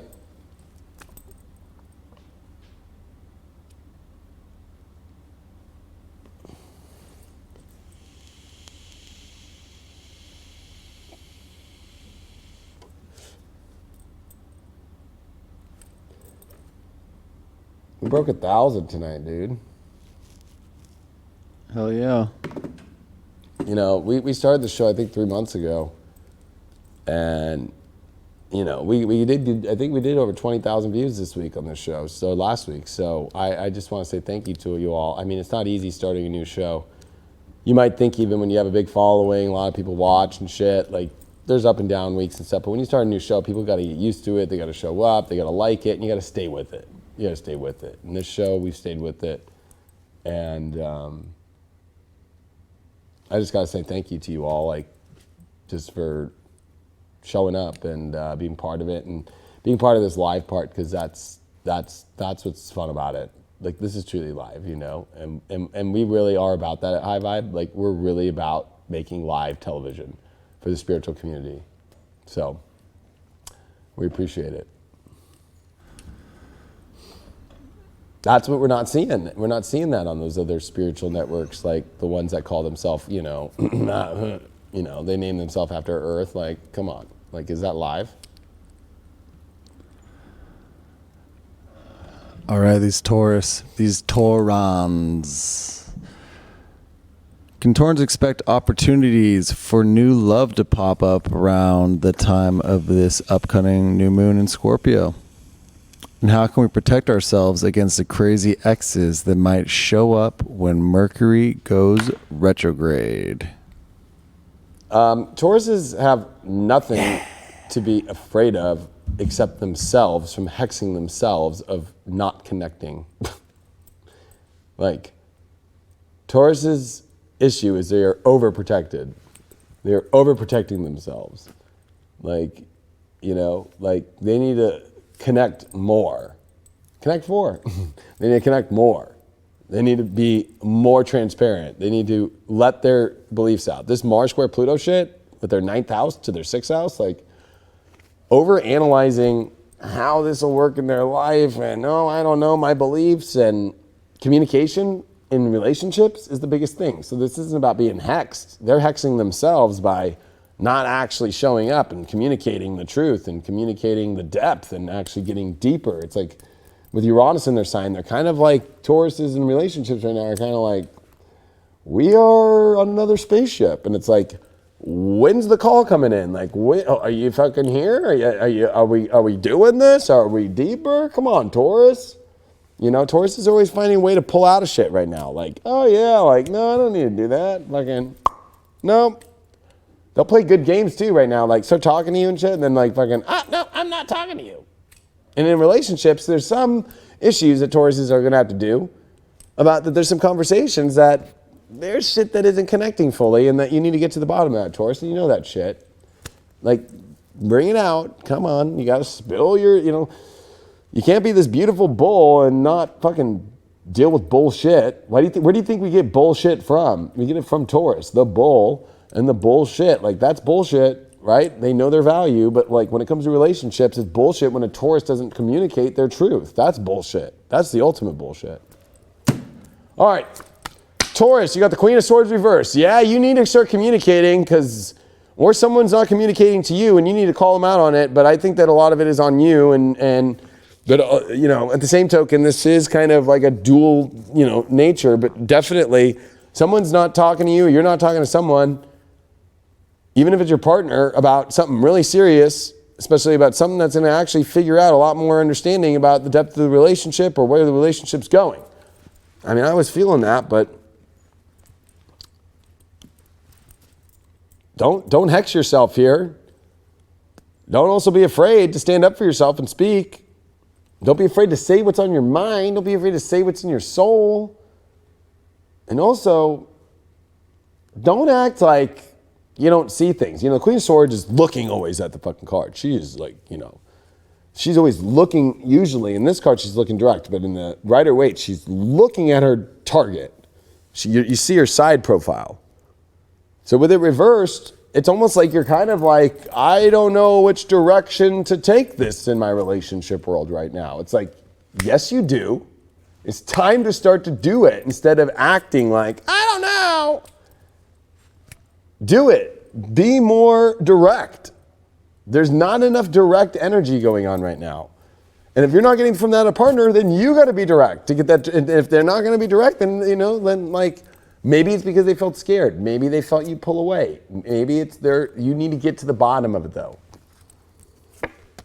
4th house, emotions. This is the challenge. The roots, the emotion, the foundation. There's a lot of questions here that need to be done. Like, there's a questioning on whether or not you're emotionally ready to provide your emotional life. There's a lot of questions on if your partner is emotionally in the place that you really are that you need to ask. There's a lot going on here challenging around where the emotional world sits. There's a lot of family situations here, or just home situations, or just your deep-rooted situations about what needs to be communicated the right way, okay?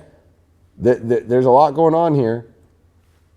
There's also a lot going on about comfort, not feeling comfortable, but that's also because either A, not showing up with the communication that you need to, or not putting out there to people. And I keep saying this to Taurus, is like, you need to know you're available if you're single. Like, come on, Taurus. Show up. Answer your DM, answer your fucking Bumble or your Tinder back. Like, don't fucking play this weird fucking game. Call people back. Simple shit. In your partnerships, talk about your feelings. Talk about what doesn't feel right to you. Talk about what you're not feeling comfortable to talk about. It'll be over fast. It'll change fast. You got the soulmate card. So you're definitely dealing with, especially partnered people. Like, this is some soulmate energy, Taurus, where it's like, can this soulmate situation find its roots and find the communication again? Single people, how are you going to find a soulmate if you're not emotionally ready to communicate when you need to communicate? You can have, and one thing, and I'm going to have to pull another card on this, because what is a soulmate situation? Star reversed. Yeah, this is something that you're not ready for anything new if you're single, and if you're in a relationship, there's no way in hell that you would ever think otherwise. What's the emotional fucking situation? 5 of Cups reversed. Ay, ay, ay. You know, there is just a lot here that is saying you don't want to deal with the real feelings. And when it comes to actually having the ultimate soulmate situation, there's a lot about like being stubborn and kind of like not willing to truly find what you really want. And whether you're in a relationship and you have to make some changes to be that way. If you're single, there's something about, I still have a soulmate connection with somebody, or a delusional soulmate connection with someone that actually it's not there and it's not connected to spirit, and it's like, it's not pure either. It might be like they're with someone else or something. Or you might be dealing with your soulmate who is dealing with someone else and you need to call them out on it, or they haven't let go of someone else. Or you're dealing with a new relationship and they still haven't let go of their soulmate yet, and you need to call them out on that shit, and that's making you feel emotionally all fucked up. Wow. Good fortune when you actually speak your emotions and your truth, and you don't get afraid to speak them, and you don't come across like a fucking crazy victim. Don't come across like all crazy fanatical, like, ah. But you'll have good fortune when you just let your emotions out, and you need to know the direction of things. You need to know the truth, and you need to ask some hard questions about whether or not what is impure and what is not holy about truly, and also about old shit. Like, are people still connected to other people, or did an ex pop up out of nowhere and it's like they just started disappearing? Or are you somebody right now where you had an ex pop up and you're blocking a great soulmate connection because you're trying to fucking just talk to this old fucking ex about it, like, or this old ex situation? Like, come on now. You got the moon in the 11th house in Sag.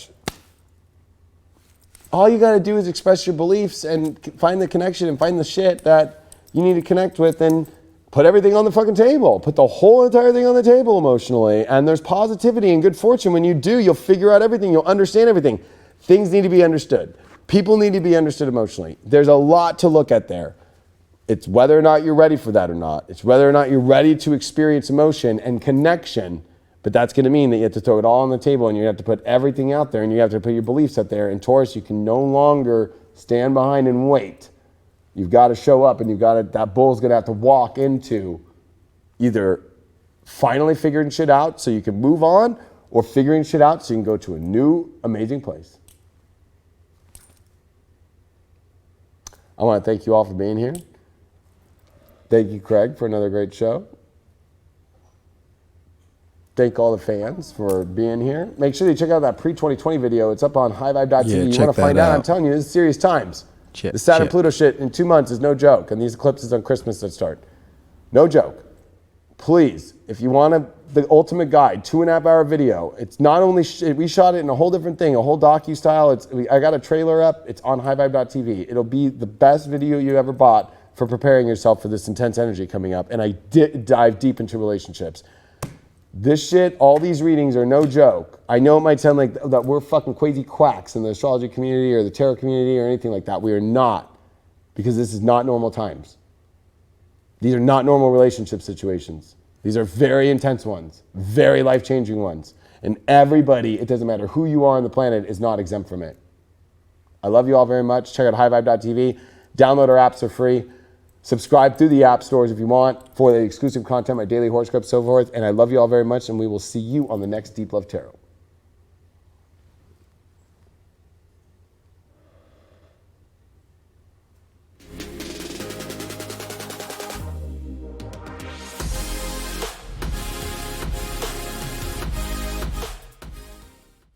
So this video is going to give you the tools, it's going to give you the steps, it's going to give you the questions for you to ask yourself to prepare yourself. It's going to give you my opinions on what best course of action to take. And you can take it or you can leave it or you can take parts of it or none of it. To me, as long as you're willing to listen, as long as you're willing to hear me and take it in and ask those questions, do you want to be in it or not? Like that's what the call is. And that is, I think, the deepest part of this energy is when people start going, I want the energy to go back to normal. You want the energy to go back to where you don't have to participate in anything anymore. And you just want to go sit back and watch the whole show. And guess what? The universe is giving you that opportunity here as the build up to 2020. But do you really want that in your life? Is that really, but I'm not saying, maybe I'm saying that because I'm somebody who feels that I don't want it, I don't want that. So I can't judge you for being in that space. But I can tell you from an astrological point of view that sure, it might feel more comfortable to be in that space, but there is going to be something of not being fulfilled.